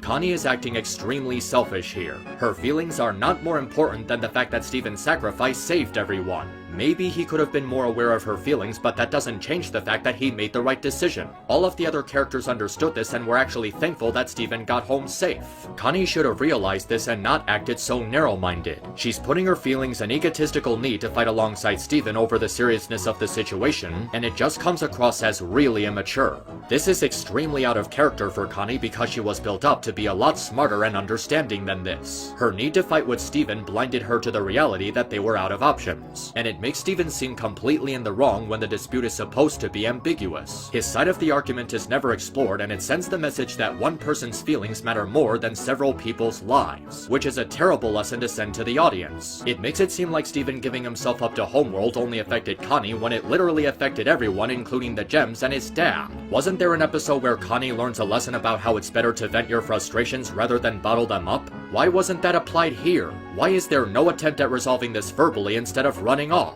This problem could have been resolved in a single episode, but it gets stretched out for 6. Steven and Connie are supposed to have a good enough relationship that they can talk things out instead of running away moping. They should have just said what they were feeling and make up. It didn't need to be dragged out like this. And there's more important things going on than this dumb angst between Steven and Connie. They brushed off really deep issues about the possible loss of humanity with the way Lars was killed and brought back to life. We could have explored how this would affect the rest of his life and whether or not he's still human. If he can live life normally anymore, how his absence would affect the people in his life. And it only gets worse from there. When Steven and Connie finally get back together, you'd think there would be a good reason for why Connie didn't contact Steven for all those episodes. But there is no good reason, and Connie was just being a moron, purposefully leaving Steven in the dark. They bring up how she could have easily sent a text, but she didn't do it because she thinks it sounds dumb that she would be sending a text saying she can't talk to him, but that would technically be talking to him, which is is a stupid reason for not wanting to contact someone. Even if you wanted to talk in person, you could have sent a message telling Steven where to meet you. And if you still needed time to yourself, the least you could have done was text Steven saying we'll talk about it later. But here's what really gets me.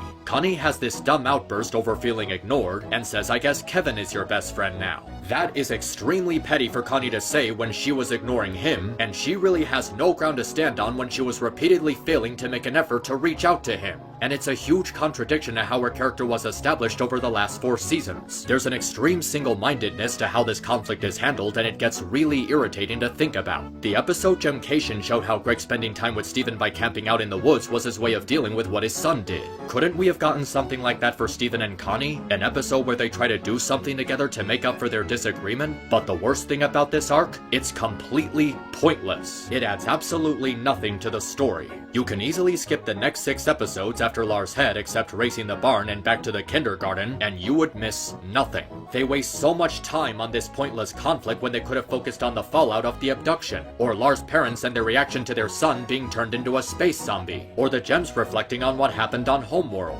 But instead we get episodes about Steven and the cool kids starting a stupid band and an election for a town that has long since overstated screen time. And it just gets worse for Connie because after Kevin's party, for the rest of the show, she just stops being a character. She just isn't relevant to the plot anymore. She went from being cool to annoying to just kind of being there. She doesn't do anything noteworthy and just serves as a plot device for Steven to fuse at the ball to kickstart the conflict on Homeworld. She has no actual purpose in the remainder of the show other than fusion, so why is she still here? She's quickly shown to be powerless against the Diamonds, so what purpose does she have in the team? Oh wait, there is one scene where she, gets a new sword, and another scene where she, gets in a fight with Possessed Pearl for about 10 seconds. Like, it's literally 10 seconds and 5 seconds of it happens off screen. And then she, carries Steven over to his diamond when the diamond could have easily just walked over to Steven on its own. That's about it. But Connie's breakup and irrelevance is only the tip of the iceberg when it comes to how bad Season 5 is. Aside from spending the most time in hiatus and being dragged out for the longest time amongst the other seasons, it's also home to the worst writing in the entire show. Sloppily handled storylines, sluggish pacing, and it ends up teaching some of the worst lessons in a show meant to be a positive influence on children. We've already talked about how selfish and bratty Connie is, as well as how horrible and toxic Lapis is to Peridot, and the lack of urgency by spending more time on pointless filler than developing the actual story. So now it's time to talk about the big one, the shocking twist that Rose was Pink Diamond the whole time. And it's the Rose was Pink Diamond plot twist and all the unfortunate implications surrounding it, where Steven Universe's narrative breaks entirely.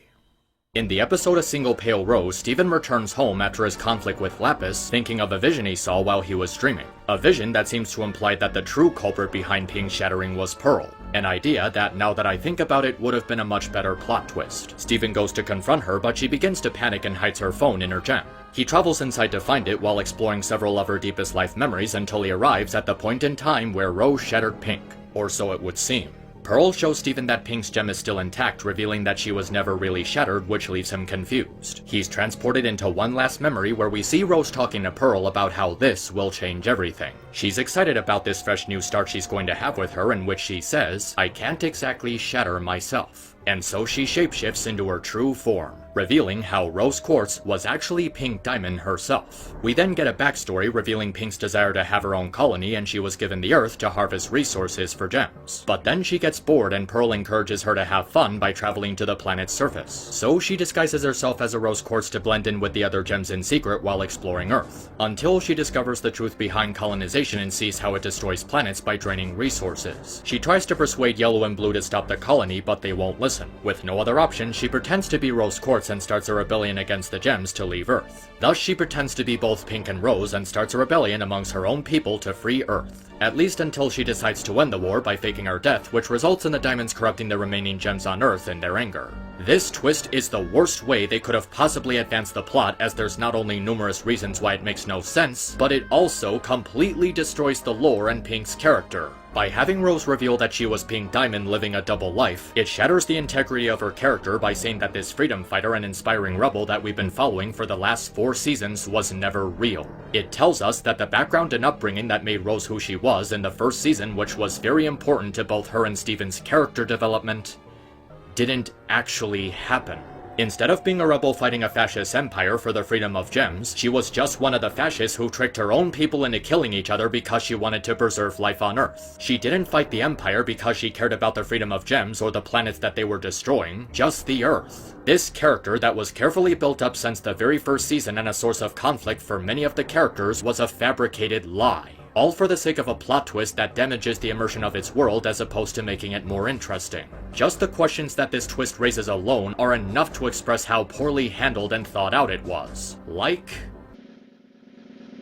if Pearl was supposed to know all this, why did her fusing with Garnet and Amethyst not reveal her deepest secrets? It stated very clearly that fusion allows you to understand each other and learn everything there is to learn about one another, so why didn't this result in Pearl's secret getting exposed? Why is it that Blue and Yellow are incapable of recognizing Steven's gem as Pink Diamond until that stupid ghost mind trick and reunited? They knew right away that Steven was Rose and can virtually sense any other gems, so why couldn't they tell that she was a diamond? And wouldn't they question where this quartz came from? There's even a flashback of Blue witnessing Rose and Pearl fighting in the battle that resulted in Garnet's creation, yet she couldn't sense that Rose was pink during that fight? How was Rose able to change the placement of her stone? It doesn't matter if they shapeshift, they're still the same gem from before. Pearl and Rose fusing would have made some kind of diamond, not rainbow quartz. Amethyst and Steven fusing should have made some kind of diamond instead of smoky quartz. And wouldn't Rose dying in order to become Steven just mean that she's back to being a diamond? If Pink was really fighting to liberate gems from Homeworld, why does she leave the off-color stranded there? Remember those off-color gems that were with Lars? Remember how it was stated that there's hundreds of gems like them that are branded by the Empire as defective and useless to their cause so they're ordered to be killed? Did Pink just not care about them? If she was really fighting for the freedom of gems, she would have tried to find a way back to Homeworld to rescue them. In spite of us being told that she was fighting for the freedom of gems, the implication that she just left those off-colors to be trapped and killed is never brought up. All she cared about was preserving life on Earth and just left them to die because she didn't think it was her problem. If all Pink wanted was to protect Earth and free the gems from the Empire, why did she pretend to be someone else and trick her own people into fighting each other? If she was fighting to protect Earth, she had no reason to lead this stupid double life. She should have just broken away from the Authority and confronted the other diamonds as Pink Diamond and not Rose Quartz. That way, there would have been an honesty to her war and all of her subjects would be fighting with her instead of cutting her allegiances in half. And it would have avoided her character being retconned because that would have made Pink Diamond a real beacon of freedom and liberation that she was built up to be as Rose. Why did she not bother to leave any information to Steven about the diamonds? She forced Pearl to keep all this secret and now her son has no way of knowing how to defend the Earth if they come back. Why didn't Rose ask Garnet to use her future vision to see the possible outcomes of Pink being shattered? Even if it is an absolute, she's still capable of seeing multiple possibilities. At the very least, she could have used Garnet to prepare herself for the corrupting light, to just do something to minimize the damage. And those are just questions from the top of my head. If I were to put more time into it, I'm pretty sure I would be asking more questions. But let's get to other issues this twist causes. First of all, not only does this twist reveal that the Rose Quartz we've been building up for 4 seasons was never real, but it also replaces her with Pink Diamond and it completely botches her up. From Season 1 to Season 4, Rose was being developed as an inspiring rebel who risked her life to grant freedom to other gems. And because the war was becoming so dire, she was forced to make tough decisions to protect her friends and comrades. She wasn't a completely moral person, but she was still honest with those she was close to. In spite of making bad decisions, she was still a good person who did everything she could to keep her new home safe. And in one single 2-minute plot twist, a single pale Rose undoes all of that. You see, instead of starting out as a rebellious leader, she actually started out as a spoiled, self-entitled brat. She was constantly pestering Yellow and Blue to give her a colony because she felt her status as a diamond demanded it, and she does so in a really rude and juvenile way. She was only thinking about what she wanted as opposed to what was best for the Empire, even being called out by Yellow for her immature outburst. And then when she actually does get her colony, she decides to trash it because she doesn't want it anymore. Then in her plan to protect the Earth by staging a rebellion against herself, she was basically pulling an Emperor Palpatine, messing around with both sides of the war and deceiving her own subjects into killing each other. She was deliberately lying to her subjects about who she really was, making both sides fight over who they thought was the enemy. The gems loyal to the rebellion and the gems gems loyal to Pink Diamond were both being toyed with and risking their lives for a lie, and Pink was completely okay with watching her subjects killing each other for this lie. That is so thoroughly deceitful and grossly sinister, and definitely not something a heroic rebel would do. Staging a fake rebellion and making your own subjects fight each other is incredibly villainous, and the rest of the show never addresses that. They completely neglect to question the dark implications that Pink was doing all this messed up stuff, and it just feels wrong. Not to mention that it makes her actions in bubbling up Bismuth even more horrible, because now it seems that she didn't bubble Bismuth because she was an extremist taking her rebellious nature too far. Instead, she had her bubbled because it would have blown her cover. Bismuth was the only one who knew that Rose Sword was incapable of shattering gems. If she was unbubbled and somehow heard about Rose shattering Pink with the sword, she would have revealed it was impossible, and that was something that Pink couldn't risk. She actively imprisoned one of her closest friends and lied to the others about what really happened to her, just to keep her identity a secret. Once again, Pink was only thinking about herself and not the gems that she was sworn to protect. Then when she made the decision to fake her death, she did so without thinking about the consequences of traumatizing her siblings.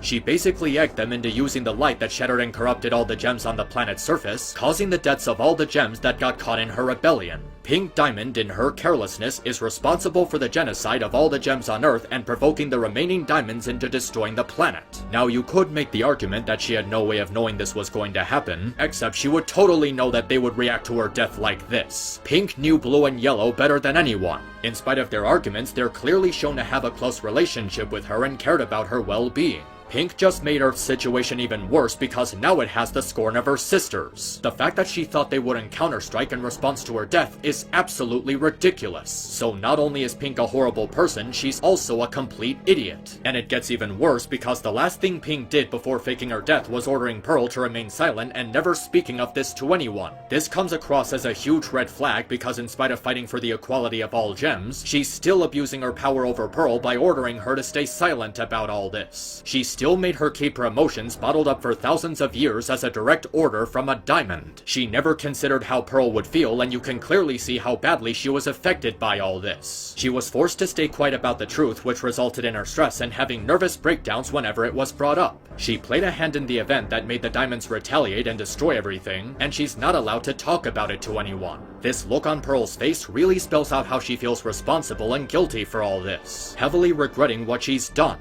Did Pink not consider that maybe Pearl might be experiencing just a little bit of trauma from this? Did she just not trust her to keep a secret without forcing her to bottle up her emotions? And even after that, she got hundreds of innocent rose quartz gems bubbled and imprisoned. They're not guilty of anything, yet they're being punished as a result of Pink hiding amongst their ranks. Throughout this whole scheme, Pink never once considered the long-term consequences for her actions. And it's a complete clusterfuck of backfires as she ends up doing the complete opposite of what she set out to do. Instead of protecting the Earth, she just put it in greater danger. And instead of helping others, she just made things worse for all of them. Remember that line from Steven and Storm in the room where she ended up hurting everyone despite not wanting to? Well, she did hurt everyone. She hurt Steven by forcing him to bear responsibility for her mistakes. She hurt Pearl by forcing her to bottle up her emotions. She hurt Garnet by lying to her and causing the death and corruption of all her friends and comrades. She hurt Amethyst by not helping her to deal with her insecurities. She hurt Bismuth by betraying her and locking her away for thousands of years. She hurt Lapis by getting her trapped in a mirror with her gem cracked, which led to her being mentally unstable. She hurt Greg by leaving him to take care of Steven by himself. She hurt Blue and Yellow by faking her death and leaving them to grieve over her for thousands of years. She hurt all the gems who were loyal to her by making them fight each other and getting them corrupted. She hurt all of them for a woefully misguided scheme as a result of her own selfishness. She was unbelievably close-minded and didn't think about the consequences that may result from her choices or how they would affect others. Pink only did what she wanted and what she thought was honorable. But there's nothing honorable about what she did.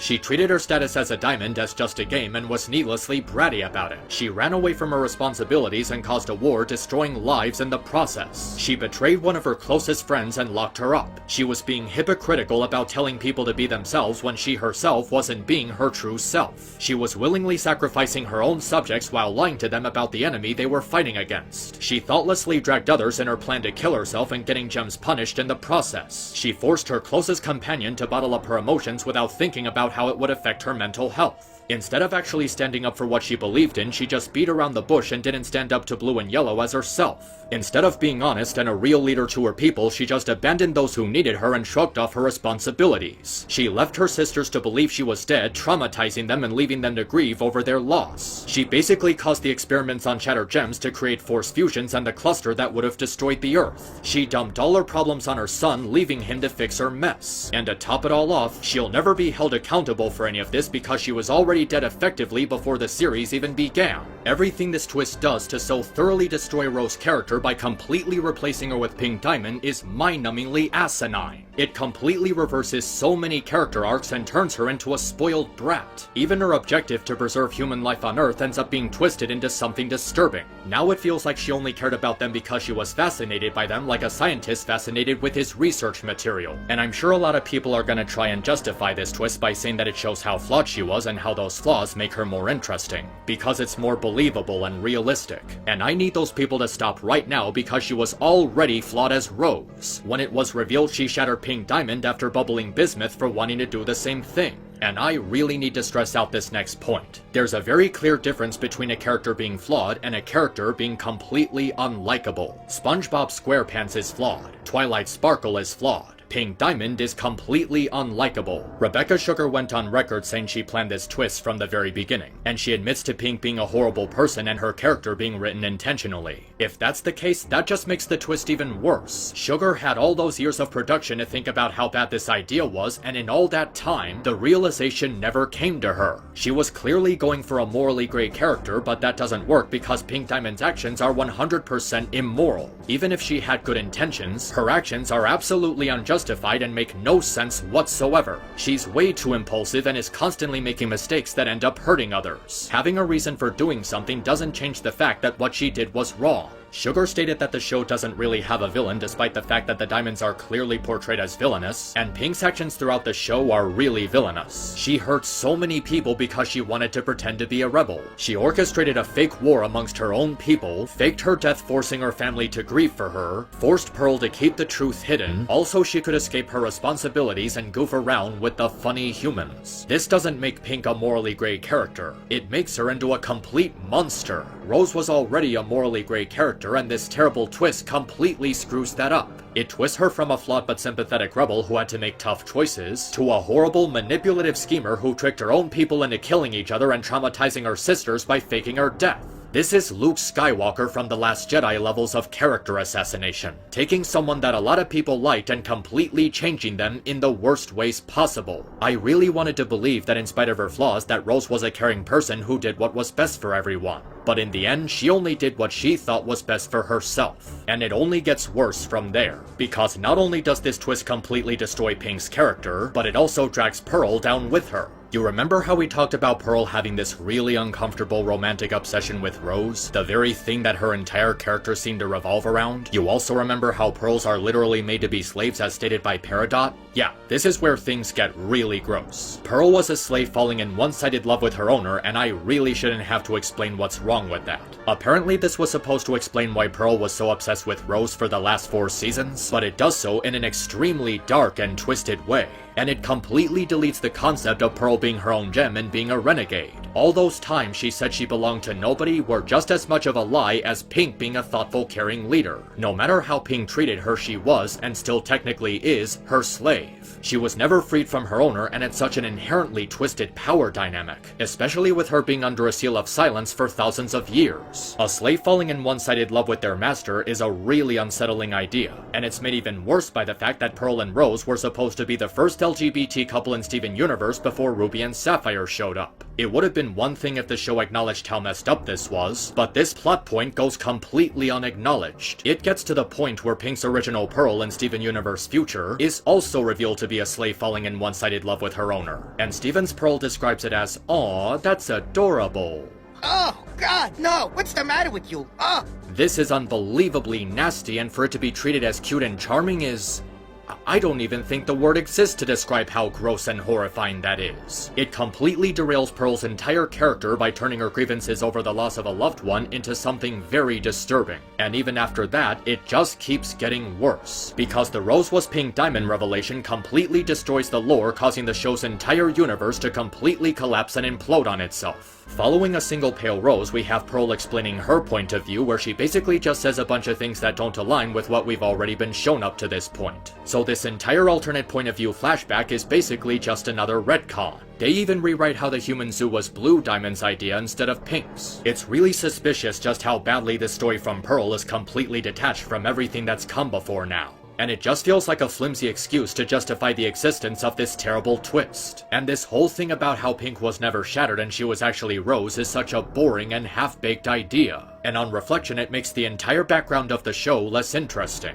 By changing the story to make it so Rose never shattered Pink so that Steven can remain justified in being a pacifist who hands forgiveness to genocidal tyrants, it severely hurts the bittersweet tone that they were establishing. It tries to erase the concept of moral ambiguity in a show focused so heavily on flawed characters on all sides of a war, and how tough decisions have to be made for the greater good. So much of the show's backstory revolved entirely around the Crystal Gem Rebellion, and now we're being told that the whole thing was based on a petty and horribly thought out lie. Because Pink didn't start out as a rebel and her fight against the Empire wasn't about liberation. She was an extremely privileged and entitled brat who avoided responsibilities and didn't deal with her problems appropriately. And the only thing she cared about was Earth's ecosystem. It takes deep and complex themes about war and the struggles that come with it and turns it into an incredibly generic good versus evil scenario. I know I've gone on for a very long time about how bad this twist is, but that's only because it's just so bad. It's like a stupid fanfiction idea that they threw in completely out of nowhere. Like they just decided to go with the most shocking and ridiculous twist possible without actually thinking through the implications or how it would fit into the story. And it all leads up to the final nail in the coffin, the Season 5 finale, Change Your Mind. This is possibly the most badly rushed finale that I've ever seen in a cartoon, and I saw the Season 5 finale to Samurai Jack. It literally just feels like a huge checklist of things that the staff still need to do before the show ends. The very first scene is just Blue talking about how she won't cave in and let them go until Steven apologizes for fusing with Connie, and then immediately caves in and lets them out. And from that moment forward, it's nothing but going through that checklist of things they still have to do. Uh-oh, Yellow is still a bad guy. Let's make her a good guy now. But wait, we still need to have Steven fuse with Pearl. Oh, and we also have to have Steven fuse with Garnet. Oh, and we also have to give Connie her new sword, even though she ends up doing nothing with it. Oh, and after that, we have to have the crystal gems fuse into obsidian. And then we have to have Steven's conflict about seeing himself as his own person and not Pink completely resolved in about 2 minutes. And then we have to pull off a bullshit redemption for White Diamond in the last 7 minutes of the entire story, and just forgive the fact that she destroyed trillions of life forms because they didn't fit her vision of perfection. At least Samurai Jack ended with the hero actually killing the genocidal piece of shit. Then we need to have Lars return to Earth and reunite with Sadie. Then we need to cure all the corrupt gems. Then we have to resolve the feud between Amethyst and Jasper. For everything the show has been building up to, this finale is extremely anticlimactic with so many things being crowded and crammed into 45 minutes. It feels like each of these things should have been given their own episode to properly build up and resolve these remaining loose ends, but they just sort of put them all together in this lame fight against White. And because of how quickly they resolve all these plot threads, it just feels like a string of coincidences as opposed to being major events. Blue and Yellow, who've been running this empire for thousands of years, suddenly don't want to do it anymore after they each got a 2-minute pep talk from Steven. And the reason is because they realized this empire wasn't something they wanted because it was damaging their relationship with Pink. And on a surface level, I do like the idea of Blue and Yellow coming to terms with their actual feelings towards the empire. In spite of their devotion to it, they also had a really close relationship with Pink. And their continued years of service after her supposed shattering acted as a constant painful reminder of the family they lost. Now they realize it didn't make them happy but were too scared of White's power and influence. But it's not executed very well. Because of how quickly they shift from being bad guys to good guys after thousands of years of serving the Empire, it just feels unbelievable. We could have gotten an extended arc, maybe even half the season about Blue and Yellow trying to make a turn for the better, coming to term with their fears and expressing regret for all the things they did. But instead of that, it happens in 3 short minutes, getting crammed into this finale when there's already a bunch of stuff going on and the episode is unable to properly develop their reformation. Even the big moment where Steven fuses with Pearl and Garnet for the first time is lackluster because there was no build-up to it. They didn't put enough time into any major development in Steven's relationship with either of them, at least not recently. They were supposed to be huge steps in Steven's connection with them, and they just fly by without any real thought being put into it. It's just something that happens and there's no substantial emotion to it. The same thing happens when they fuse into Obsidian. Nothing about it is character driven, so it just feels like a random power-up.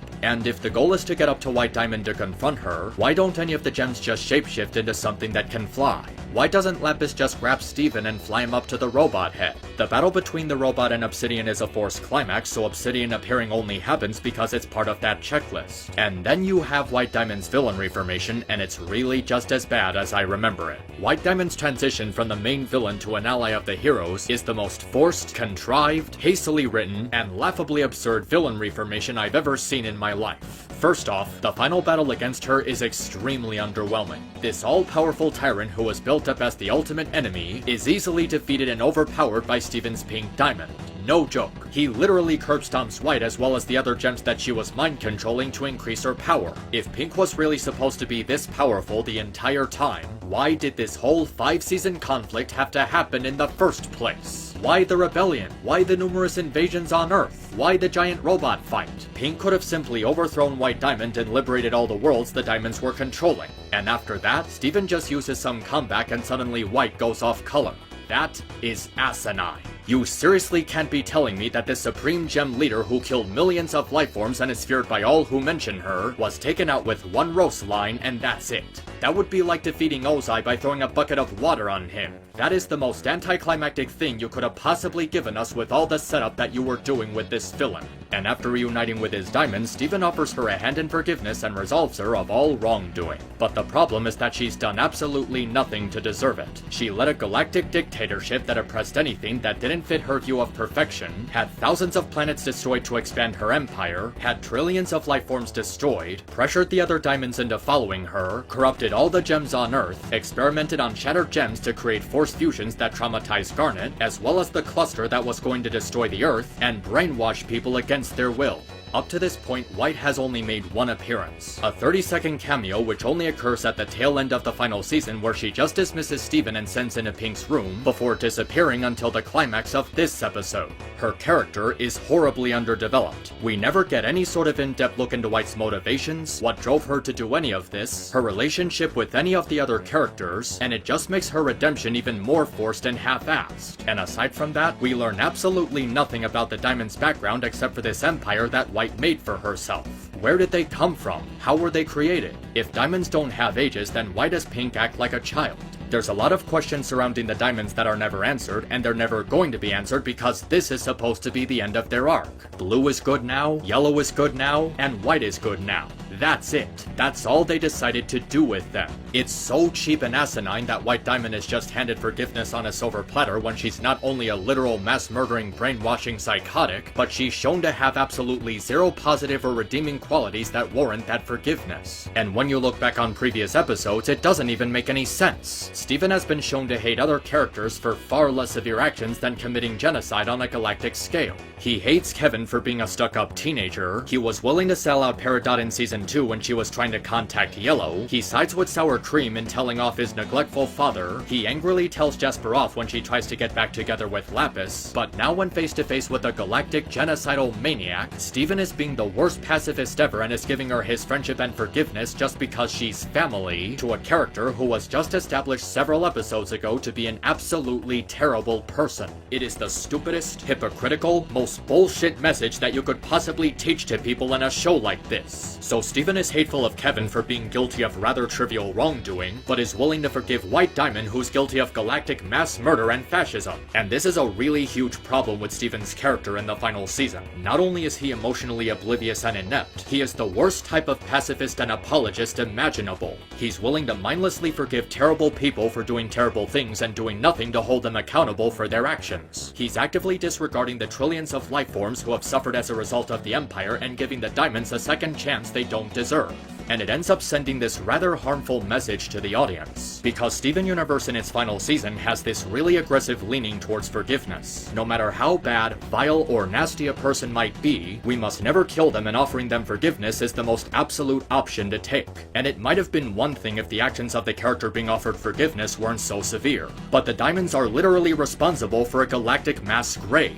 They were fascists who killed disabled gems for being deemed useless to their cause. They punished their subjects for fusing with different breeds of gems which are supposed to be a stand-in for non-traditional LGBT representation and identities. They created weapons of mass destruction with the full intent of using them. They brainwash individuals to follow their way of governing. And for all these crimes, Steven gives them a slap on the wrist and becomes friends with them. This is still a show aimed at children, and I don't particularly think that forgiving unforgivable individuals is a good lesson to teach them. Forgiveness isn't something that can be applied to every single thing, and it certainly doesn't apply to literal genocidal supremacists. Forgiveness is something that you offer to people who are guilty of far less than what the diamonds are guilty of, and there's simply nothing forgivable about what they've done. If they want to teach a lesson, then they should teach how some people just can't be redeemed with a pat on the back. It's a harsher but much more important lesson to teach people, and the way the show was originally meant to end like this is just really bland and tasteless. But I suppose that's not what happened, as the story of Steven Universe would continue for a little while longer, with a TV movie as well as an epilogue season under the name of Steven Universe Future. I've talked about the movie before, and for what it's worth, it does serve as a huge improvement over the show's later seasons. I suppose it could be because my expectations of the movie were set relatively low after the season 5 finale, but I do think it was pretty good. The characters were fun, it had a sympathetic villain done right with a motivation that actually made sense, it tackled themes of abandonment and loneliness in a believable way, and it had much better pacing. Probably because, unlike the show itself, the movie was made with a very clear 3-act structure in mind. In spite of its flaws, the movie was a really big step in the right direction after the disaster that was season 5, and it actually made me interested in checking out Steven Universe Future. The staff showed with the movie that they were capable of making improvements to their work, so I was willing to give Future a chance, to see how much it would improve over the original saga.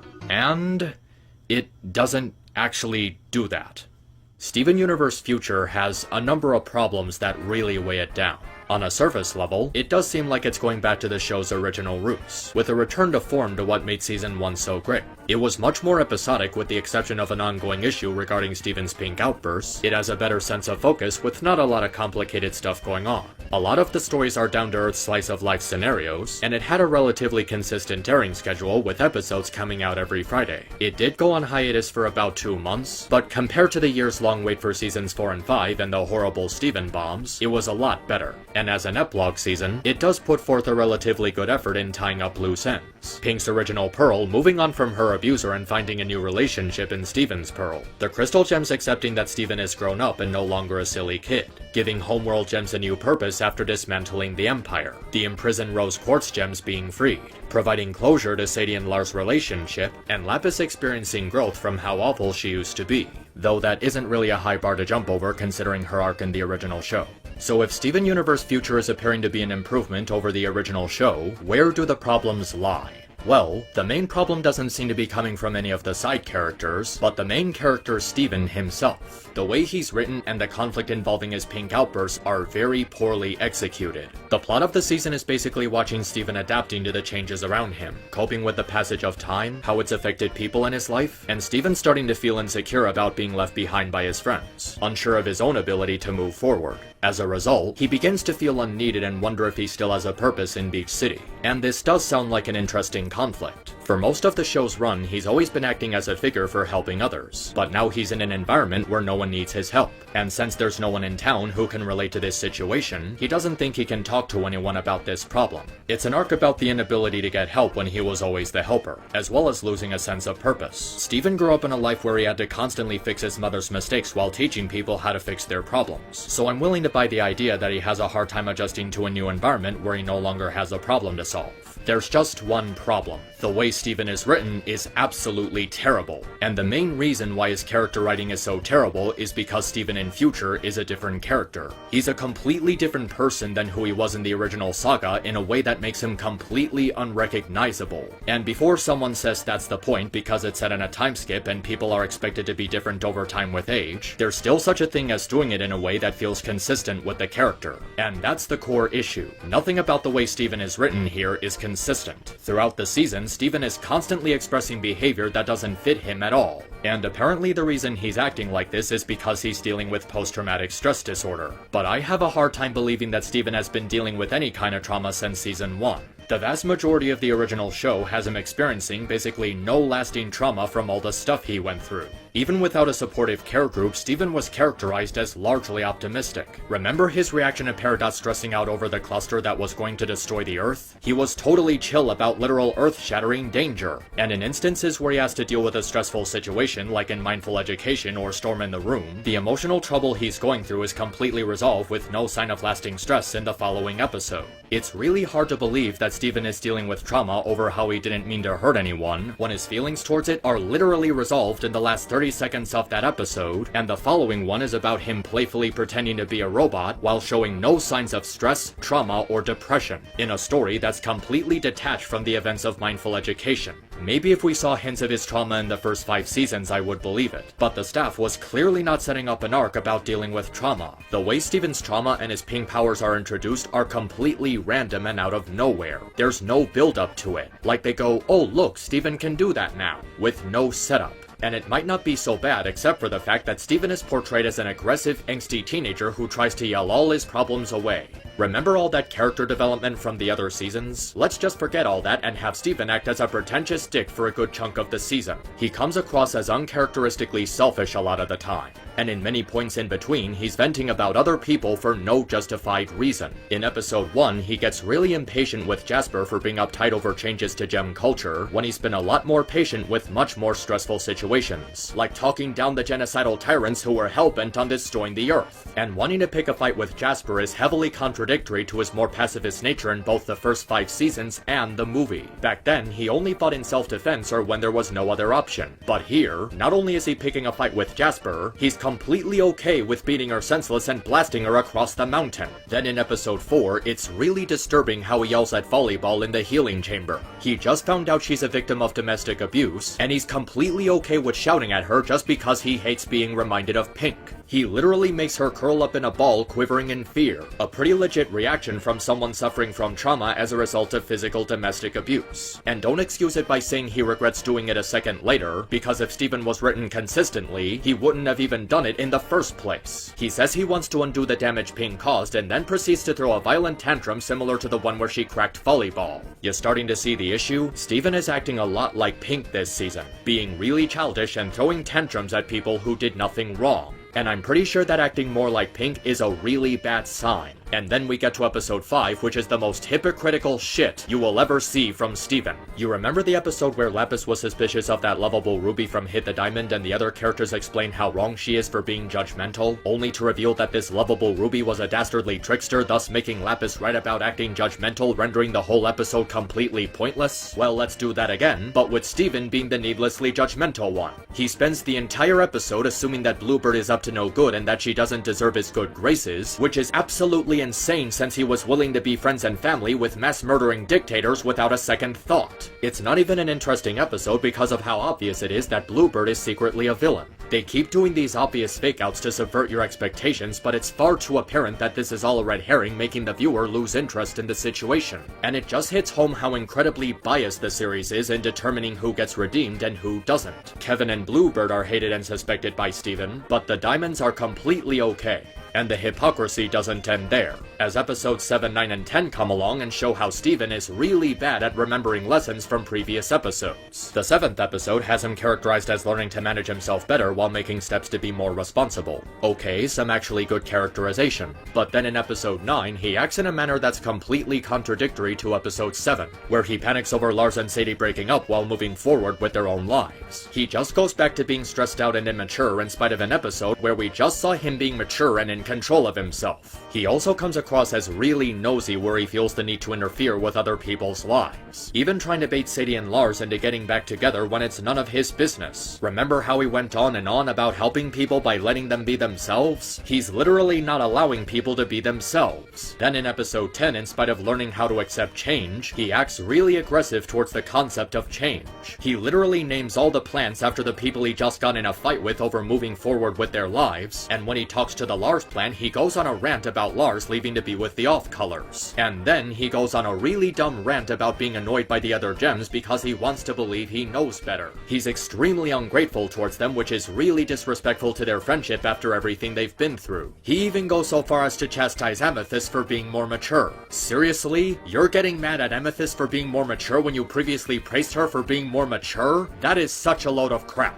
Even in the episode guidance, which was just a couple of episodes earlier, he apologizes to her for not trusting her with the Gem Mentor program. Amethyst actually knew what she was doing in that situation, and he came to realize that he was wrong for trying to change things for himself. And now all of a sudden he's angry with Amethyst just because he wants to feel superior. That's just petty. And when the time finally comes for Steven to actually talk about his issues after the cactus fight, he just says that he said enough, which is stupid as that was the opportune moment for him to talk about his problems. He's given a clear chance to fix things and he actively makes the decision to not fix them. Then in episode 13, he tries to get Connie to marry him and trap him in a fusion as Stevani, even though he has absolutely no plans for how they're gonna live together. And in the following episode, he spends the whole time freaking out because he didn't get to marry a 14-year-old girl, which is apparently more traumatic than anything else he's been through. And then we get to episode 15, where I believe that Steven is at his absolute worst. I could forgive snapping at Jasper, acting condescending towards Amethyst, yelling at Volleyball, being suspicious of Bluebird after forgiving the Diamonds, trying to force Sadie and Lars into a relationship, being disrespectful towards his family when talking to a cactus, maybe even trying to get Connie to marry him before she's ready. But none of that compares to what he does to Greg in episode 15. This is supposed to be the episode where Steven learns the origin of his last name, but what really stands out is how unfairly judgmental he is towards Greg. He gets angry at him for leaving his parents and trying to start a new life for himself, claiming that he was being ungrateful in spite of knowing that they weren't supporting him, even seeing firsthand that they never bothered to read any of the letters he sent them. Greg tries to explain to Steven that he doesn't know what they were like, and yes, Greg is right. Steven doesn't know what they were like. This entire show was forced at gunpoint to only see things from Steven's perspective, and Greg's parents never make a single physical appearance. Steven doesn't know what his parents were like because the show never bothers to make an episode where he meets them. And because of the Steven-only perspective, we could never get an episode where Steven isn't present just to give him some breathing room. So we never get an episode where Greg could reflect on the time he spent with his relatives. Even the audience doesn't know what they were like. And because Greg was the one who had to put up with them, we have no choice but to take his word for it. And then Steven has the absolute gall to say that his father is just as bad as Pink, and how the problem isn't how he's a gem, but how he's a universe. And just for good measure, he deletes the photo that he took of his father just to spite him. What the hell is wrong with this piece of shit? Where does he get off comparing Greg to Pink, the guy who actually raised him and took care of him since he was a baby? He actually supported Steven throughout his life. He was there for his son. He was more of a responsible adult than his mother ever was. He was a loving, caring father who was actually thoughtful of others and cared about Steven's feelings. And even if he wasn't perfect, he always did his best to give Steven a good life. The previous episode literally ended with Greg comforting his son after Steven vented about his fears of dying at any moment. And now Steven is calling him a shitty parent because he might have been a shitty son, which are two completely different things, and denounces his namesake just to spite Greg, who was an actual caretaker over Pink. Then he goes ballistic on the van and crashes it. Steven literally almost killed Greg because he went on another one of his Pink temper tantrums and needlessly lashed out at him for a petty and stupid reason. Yes, I'm sure Steven would have wanted a normal life where he didn't have to deal with his mom's problems, but this is implying he isn't grateful for the life he has now. He has friends and family who love and support him, and he's regarded as a hero across the galaxy for dismantling the Empire. Steven is absolutely awful this season. Nothing about his behavior is justified, and he repeatedly goes off on people for the dumbest reasons. He's constantly acting hypocritical and failing to learn lessons from previous episodes while actively refusing to seek help for his mental breakdowns. He's ungrateful, spiteful, disrespectful, and straight up spoiled. And he's also stupid. Like, incredibly stupid. What the hell did they do to Steven's IQ this season? There's a bunch of episodes where he does stupid things for stupid reasons because the writers need him to be stupid for the plots to work. In episode 2, he's a complete moron with no awareness of his surroundings and is constantly forcing gems into jobs they're not suited for, causing utter chaos as a result. This is another episode where, in spite of previously telling people to be themselves, Steven doesn't allow anyone to be themselves. He's completely okay with causing mayhem and disregarding Amethyst, messing with people's jobs because he feels like they should be doing something different from when they were on Homeworld. He doesn't even think about how these new occupations are putting their old positions to good use for the town. Amethyst even tells him they were given a choice to have these jobs instead of being forced into them. But Steven doesn't want to listen and just wants to throw things out of order regardless of how much sense it makes. Seriously, why did he give a balloon handling job to someone with a literal pincer for a hand? Then in episode 3, instead of just being honest with the roast Quartz, he just keeps his feelings bottled up inside and lets them think there's nothing wrong. Dude, this really isn't that hard. Just talk to them about how weird it is that they look like your mom. In fact, why is this even a problem? If Steven has moved on from his mom, why does he still have her tape with him? Why does he even have it anywhere near the VHS? Considering what he just learned about her in the movie, you'd think he would have cut her out of his life by now. Steven shouldn't be having a hard time suppressing memories of his mother, and he certainly wouldn't be caving into them and having these fits. The solution to Steven's problem is really simple, and yet he never takes the time to actually solve it. He just has to get a therapist and discuss these things with someone. He never thinks that he might need one until after he turns into a giant pink Godzilla that nearly destroyed the town. It can't be because of a money issue because Greg is still stinking rich from those $10 million, and he's managing a band going on tour. I'm pretty sure that Greg can afford to pay for a therapist. Even in episodes where he's given a clear chance to talk to the gems, he never takes the chance to do it. The cactus episode brings up a lot of issues and they go completely unacknowledged. Even in the final episode, they don't show Steven getting a therapist. He just says that he got one and he got it completely off screen. Everything about Steven's character in future is completely backwards. He was really grown up at the end of the movie and now he's written as an incompetent buffoon. He was all about spreading peace and now he just gets angry at everything at the drop of a hat. And in spite of going through so many situations about how learning how bottling up your emotions isn't good for you, he's constantly bottling up his emotions until they explode. Steven should be a lot smarter and more mature than this. The way he's written a lot of the time just feels really underwhelming as he constantly goes between learning and forgetting lessons while flip-flopping between being incredibly stupid and incredibly angry. If they wanted to do an arc about Steven dealing with post-traumatic stress disorder, it's far too late into the series to do that as they did nothing to foreshadow an arc about dealing with PTSD. He was clearly keeping it together by the end of the movie, and like I said before, he showed no signs of lasting trauma during the first 5 seasons. Now he's just suffering from PTSD completely out of nowhere at the last minute. Maybe they were trying to develop him in real time, but it doesn't work in the majority of the episodes. It just keeps coming out in random outbursts and nothing about it is believable. No sensible person would be dealing with their stress like this. And if they are, those people need help because this is not a good way to deal with it. And another thing that makes nothing about this situation believable is that nobody notices the very obvious signs that something's wrong with him.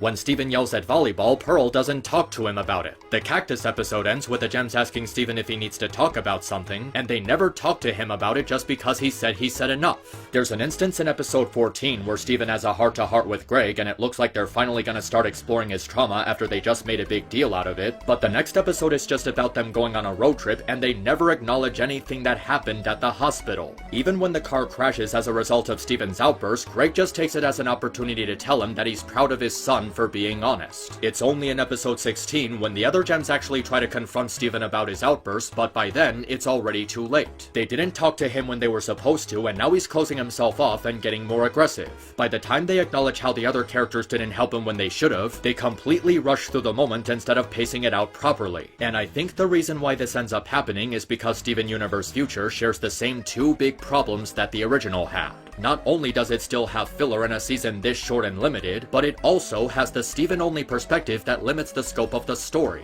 The episodes Guidance, Bluebird, Bismuth Casual, and a very special episode contribute absolutely nothing. That's an entire 5th of the season wasted on pointless stuff that could have been spent on developing Steven's PTSD more appropriately. Even the episode Everything's Fine is nothing but cringe comedy until the last 2 minutes. And because of the Steven-only perspective, we don't get any episodes where we see other characters adjusting to their new lives. Maybe an episode where Lapis confronts Jasper and they sort out their differences. Or Pearl developing a relationship with volleyball and officially moving on from Pink. Or Connie studying for her finals. Stories that explore the lives of the other characters instead of just making it all about Steven. And with these 2 problems combined, the storyline of the entire season is horribly rushed, especially the last 3 episodes. Because just like in the original series, several plot points are completely resolved off screen and we only get to see very small fragments of the world. We don't get to see Lars' adventures in space, the new Beach City government, or how the diamonds are running homeworld because Steven isn't there. By only focusing on Steven and never breaking from his perspective, everyone and everything else is nothing but a tool for moving the story forward. And there's also a bunch of inconsistencies that are really irritating. Jasper was hinted at to be moving on from being a power-obsessed warrior, but now all of a sudden she's a power-obsessed warrior. And in spite of Pearl supposedly moving on from Pink, she tells Volleyball that she didn't stop hurting, meaning she didn't move on from Pink. Why does Pearl still have any sort of emotional attachment to Pink after we've seen so many times at this point how horrible she was? And for that matter, why does Pearl shapeshift into little Steven? We already know that Pearl hates shapeshifting, and it also contributed to some of her trauma since shapeshifting played a role in the plan that got all her friends killed and corrupted, but now she's willing to shapeshift for the sake of a stupid game? And in the fight against the cactus, why are the gems so easily thwarted by this creature? Garnet can grow the size of her gauntlets, Pearl can shoot lasers, and Amethyst can generate electricity with her whips. Why are they easily overpowered by the cactus despite having the upper hand? And then when Steven runs away, the three main gems never consult Bismuth, Lapis, or Peridot about Steven having violent outbursts and that he just ran away from home. Why aren't they calling for help when there's a very serious problem going on? And why are they still using Pink's corpse in order to generate drama? Instead of writing antagonists with irredeemable qualities to add tension to the show, they just make 90% of everything bad to ever happen Pink's fault. They refuse to commit to a character being a villain and instead just push all the more serious faults onto Pink because she's dead and thus can't be redeemed. It's just become an easy way out at this point. It feels like the story they wanted to tell with Steven was about forgetting past mistakes and being doomed to repeat them, but nothing about the way it's written gives the themes the strength that they need. The way they keep resolving things in the last minute just feels forced, lazy, and way too fast. The pacing is just all over the place, and Steven himself is such an emotionally unstable prick who refuses to help himself. He's clueless, dense, and only ever thinks of himself. Like recognizing someone's maturing to better themselves being then countered by that same person being a hypocrite is totally called for. And that's not including how much of an asshole it is that Steven keeps getting new powers every other episode. Steven getting new powers has always sort of been an asshole, but at this point they're just being treated like plot devices. These powers are apparently tied to his emotions or whenever it's convenient for the plot, and it's really far-fetched that it's only happening now. There's no consistency to how they work. Like sometimes Steven has full control over them and then suddenly he doesn't know how they work. There isn't even an explanation for how these powers are tied to his trauma. And frankly, seeing that Pink had this many powers this whole time is absolutely ridiculous, as it just further emphasizes how she could have easily beaten the other diamonds. If Pink had all these destructive capabilities and out of nowhere powers, why didn't she use them during the war? If they wanted to go for a twist where we see these new abilities and get swept up by how cool they are before dropping the bombshell that it was all symptoms of Steven's trauma, it was done sloppily and with no foreshadowing. And it all leads into the finale, which is badly rushed in every sense of the word.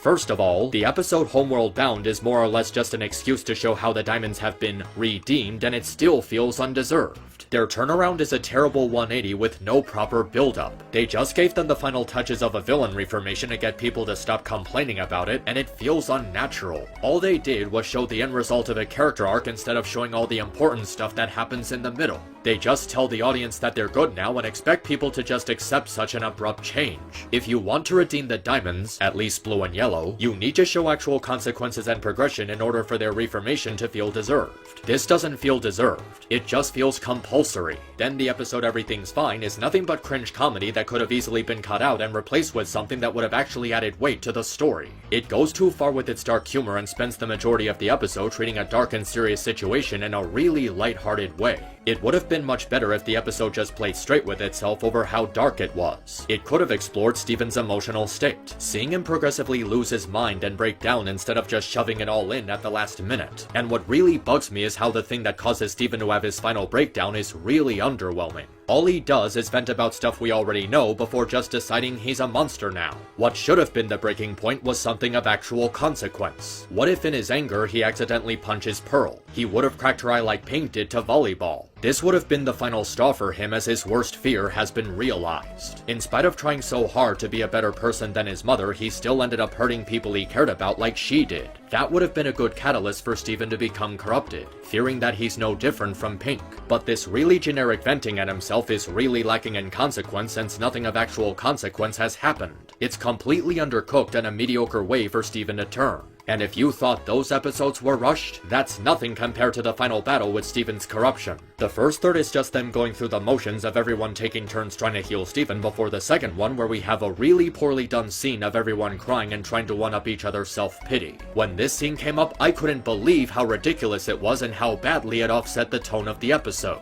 It severely took away from the seriousness of the situation, knocking it down from a genuine goal of helping Steven to, haha, random and pointless exchange. This scene with everyone taking turns feeling sorry for themselves is really over the top, which doesn't fit the mood, and it feels like pointless filler that takes up too much time. There is a moment where Connie shows up to tell everyone to stop crying and actually do something, and for what it's worth, it does feel properly done. She comes to the aid of her partner and gets everyone to take action, coming across as an underdog when she's usually left out of more serious situations, actually doing something instead of being a pointless background character. But it really doesn't fix how badly the rest of the episode is paced and how anticlimactic it is. Immediately after this, the entire conflict is suddenly solved by a hug, just a few minutes after he turned into a hulking beast. Then Steven just goes back to being normal and the episode immediately ends. Everything about Steven's corruption happens far too quickly, and it didn't even feel big enough in terms of scale. The entire fight takes place at Steven's house and he never becomes a danger to Beach City or even Little Homeworld. Why couldn't we see Steven going somewhere and crushing a couple of buildings? That would have made the situation a little more dire. We could have had a scene of the gems and the diamonds acting to protect the citizens like they did at the end of the movie, showing that there's actual stakes involved because people could get hurt. But instead, this high-stakes final battle just takes place at Steven's house and it's resolved in 2 minutes with a hug. And that's what hurts most about this climax. There's no real investment in it. It's anticlimactic, horribly rushed, and it just feels like a really bad way to represent healing trauma. The season spends the majority of its time on pointless filler, poorly building up Steven's issues while having him act uncharacteristically, and then this bombshell is suddenly thrown onto us after 18 episodes. And after they supposedly spent 18 episodes building up to this one, they offset the tone by wasting the episode's runtime on characters idiotically wallowing in self-pity. And then 2 minutes to the end, they resolve the entire conflict with a single group hug. And it's the rushed group hug that heals Steven of his trauma. And then having the final episode take place in a small time skip after all that intensity just feels like an extreme mood whiplash. You can't have Steven kill someone, breaking down, transforming into a giant monster, crying after being healed, and then suddenly have him acting all happy and cheerful at the very beginning of the following episode. This isn't a realistic portrayal of dealing with emotional trauma. It's bad storytelling. Something like emotional trauma should be taken much more seriously than this, especially when you're a children's show trying to tackle a really serious issue. Steven Universe drastically fails at portraying PTSD because nothing about Steven's behavior is a realistic reflection of how people with PTSD would act. Shouting at Connie because she didn't agree to marry him, almost killing Greg, wanting to kill White Diamond, and actually killing Jasper are not things that you would associate with PTSD. It's not just that they did nothing to set up Steven's trauma, it's that his trauma is portrayed very dishonestly. His behavior is so exaggerated and hostile that it feels borderline psychotic. To go through all the crazy stuff that happened to Steven this season, including actually killing someone and turning into a giant monster, just to suddenly be acting all happy and cheerful like he's been cured or completely gotten over all of it, is absolutely horrible. Everything about the finale just feels like it went through the motions without actually giving the audience a reason to feel invested in anything. Steven's breakdown, his corruption, and his healing are done so swiftly that you can't get invested in anything. It's really underwhelming when the show was making such a big deal out of it. And that's not even the worst part. The worst part isn't the bad pacing, the underwhelming drama, the rushed resolution, or even the fight having low stakes. The worst part of all is Steven literally shattering Jasper just to immediately bring her back to life. Now I think is the perfect time to explain just how absolutely awful it was that they killed Jasper just to immediately bring her back the way they did. Having the main character immediately fix the murder they caused by bringing the victim back to life with unexplainable and inconsistent powers is the purest and highest level of bullshit right next to the Rose was Pink Diamond twist. How is Steven a believable character now? How is he supposed to learn a valued lesson if there's no repercussions in the mistakes he makes? You can't just bring someone back to life immediately after you kill them. Steven shouldn't just be able to cry into a tub and fix them. Remember that scene where he was venting about how he can just fix anything and there would be no consequences? Now it's true. Steven can just do whatever the hell he wants because he can literally bring any character back from the dead. First you bring back Lars immediately after he got blown up just by crying on his corpse, and now you mean to tell me that Steven can fix broken gems and bring them back by crying into a tub? So not only can the organic characters be immune to death, but now the gem characters can be immune to death as well. Instead of hurting a lesson about how he shouldn't hurt people out of anger because he might go too far and do something irreversible, now he doesn't have to learn anything because there's no consequences whatsoever. Now he thinks that all he has to do is cry on someone, and that'll fix everything. Now there's no turmoil. Now there's no tension. Now there's no reason to care about anything that happens to anyone because the concept of death is no longer a revelation. The show has absolutely zero stakes in it now because Steven can just do whatever bad thing happens to anyone. Steven and the Diamond should not have the ability to bring back someone whose very soul has been clipped from their mortal coil. Why should the audience feel any ounce of fear for the characters if there's literally no casualties that couldn't immediately be fixed? And before you say they would need the essence of all 4 diamonds mixed together to reverse shattering, we literally see Yellow reviving a dead shattered gem by herself in the next episode without combining her essence with the other diamonds. If any of the diamonds could revive shattered gems at any time, why was Pink's shattering treated as such a huge revelation? Why was her shattering treated as a big deal if it could easily be reversed? The entire concept of shattering gems doesn't mean anything anymore because it can be reversed almost immediately. Gems being shattered was what made the threat of the diamonds feel so huge and real. It's why they were so intimidating. If you did anything that went against their wishes, they could kill you in an instant. But now you can be revived in an instant. It's not even a process with any negative side effects. Jasper was revived 100% so casually with all of her memories intact, and it didn't even take a toll on Steven's life force. Nothing was sacrificed to bring Jasper back from death. The worst outcome for any character should be the possibility of them dying and never being able to come back.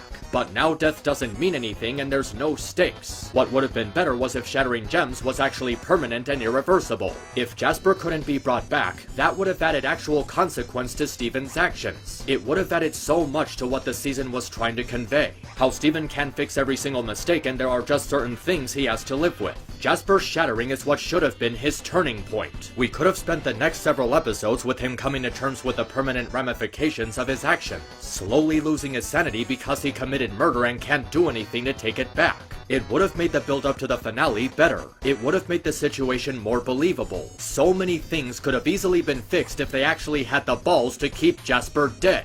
But no, let's just revive her like she just wasn't immediately murdered 5 minutes ago. Let's completely break the show's internal consistency by introducing the ability to revive shattered gems out of nowhere. Let's completely destroy the show's integrity by deleting the threat of any of the characters dying. It makes everything completely pointless. It makes the conflict with the diamonds pointless. It makes the episode Bismuth and her invention of the breaking point pointless. They completely change the consequence of shattering gems into something that's completely reversible immediately after killing them. This just proves beyond a shadow of a doubt that Rebecca Sugar is a terrible storyteller, because she didn't think a single thing through. She didn't think about the unfortunate implications of the pink diamond twist, or how to pace the overall story properly, or how redeeming literal fascists is a bad idea, or how gross it is for slaves to fall in one-sided love with their owners, or even the repercussions of suddenly making it so that gems can just be brought back to life after being shattered. The choices they made to tell this story are so insane, and so nonsensical that it makes Star vs. the Forces of Evil's 4th season look tame. It's pure incomprehensible madness.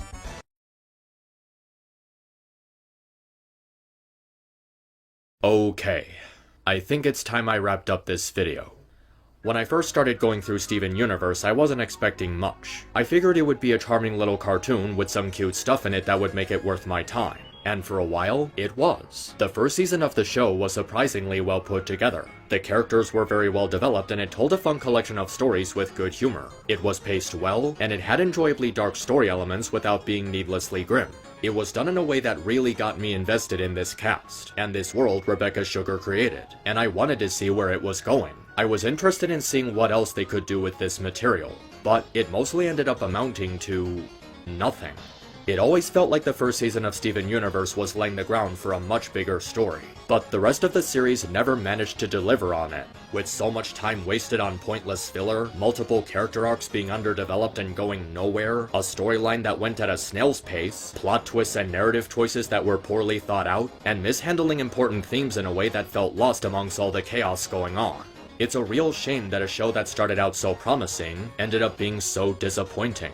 It could have been one of the best cartoons of the decade, and it's just not. It ended up having too many problems with not enough positive qualities to even it out. And it's a real shame because it had a lot of promise. Rebecca Sugar was very passionate about the show and it did have a lot of good ideas, but the way a lot of them were executed was just terrible. Honestly, it's really tragic to see what ended up happening to this show.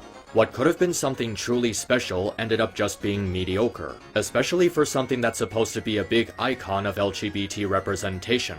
I know there are people who say Cartoon Network interfered too much, cutting the show's budget, bad scheduling, cutting it short without giving the crew more time to work on it, but in the end, it doesn't really matter, because we got what we got. And what we got was a show that squandered its potential. And oddly enough, in spite of all its failings, I still have respect for it. It was a show that really strived to push the boundaries of what could be done with children's animation, and allow us to explore certain ideas more freely than what we could do before. It had a drive to change animation by tackling themes that no other show would do in such an open manner, which is definitely something that should be acknowledged. LGBT representation was seen as something really taboo in children's cartoons decades ago, but now we're getting to a point where it no longer has to be that way. And Steven Universe is one of those things that made it possible to explore these things more deeply. It was an important stepping stone to let people try these things more freely without network interference, at least in a way that would allow future shows to delve into these things better.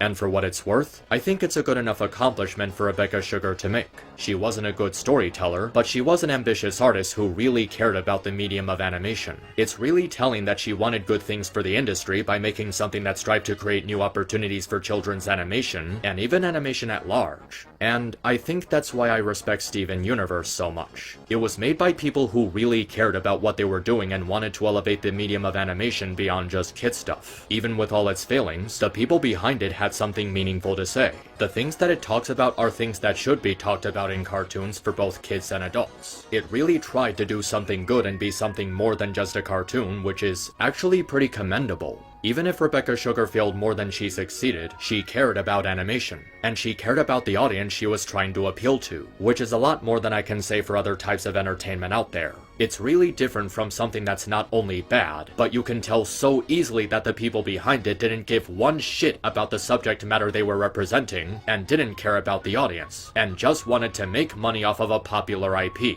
So in the end, Steven Universe is a show that I respect more than I actually like it. And I think that's okay. The 2010s is seen as a huge decade of animation, as it was the decade that truly challenged the idea that adults can enjoy cartoons in the same way that children can enjoy cartoons. And for better or worse, Steven Universe is one of the big names that really help people challenge this idea, and help animation to become a more widely appreciated medium. And now that the decade is over with, I'm hoping that storytellers and animation teams can take what we learned and experienced these last 10 years, and create better and more imaginative shows. We might not get another Samurai Jack or MLP or Last Airbender, but we might get something that's worth praise and attention. So with all that said, what will become of Steven Universe? Will it still be remembered as a show that helped create new opportunities for animation? Will it still have a legacy as something that revolutionized cartoons? And what will Rebecca Sugar do now that it's all over? Well, I suppose the answers to those questions are left for time to decide. For now, Steven Universe has had its time and run its course, and although it might be hard to leave some things behind, it's an important experience for us to learn from, as we take what we experienced in the present and use that knowledge to move forward in the future. Hey everyone, thank you so much for watching my big video on Steven Universe. This one took quite a lot of time and work for me to put together, and I really appreciate that you take the time to listen to what I have to say. I'm gonna take a short break, and then I'm gonna start working on another video, so feel free to stick around for that. Also, I really would appreciate it if you took the time to check my Patreon and consider throwing in support for me. Every little bit helps, and I think I'll really be needing it going forward for future projects. I look forward to seeing you all again when my next project comes out, and I hope you all be doing okay. Until next time, take care of yourselves.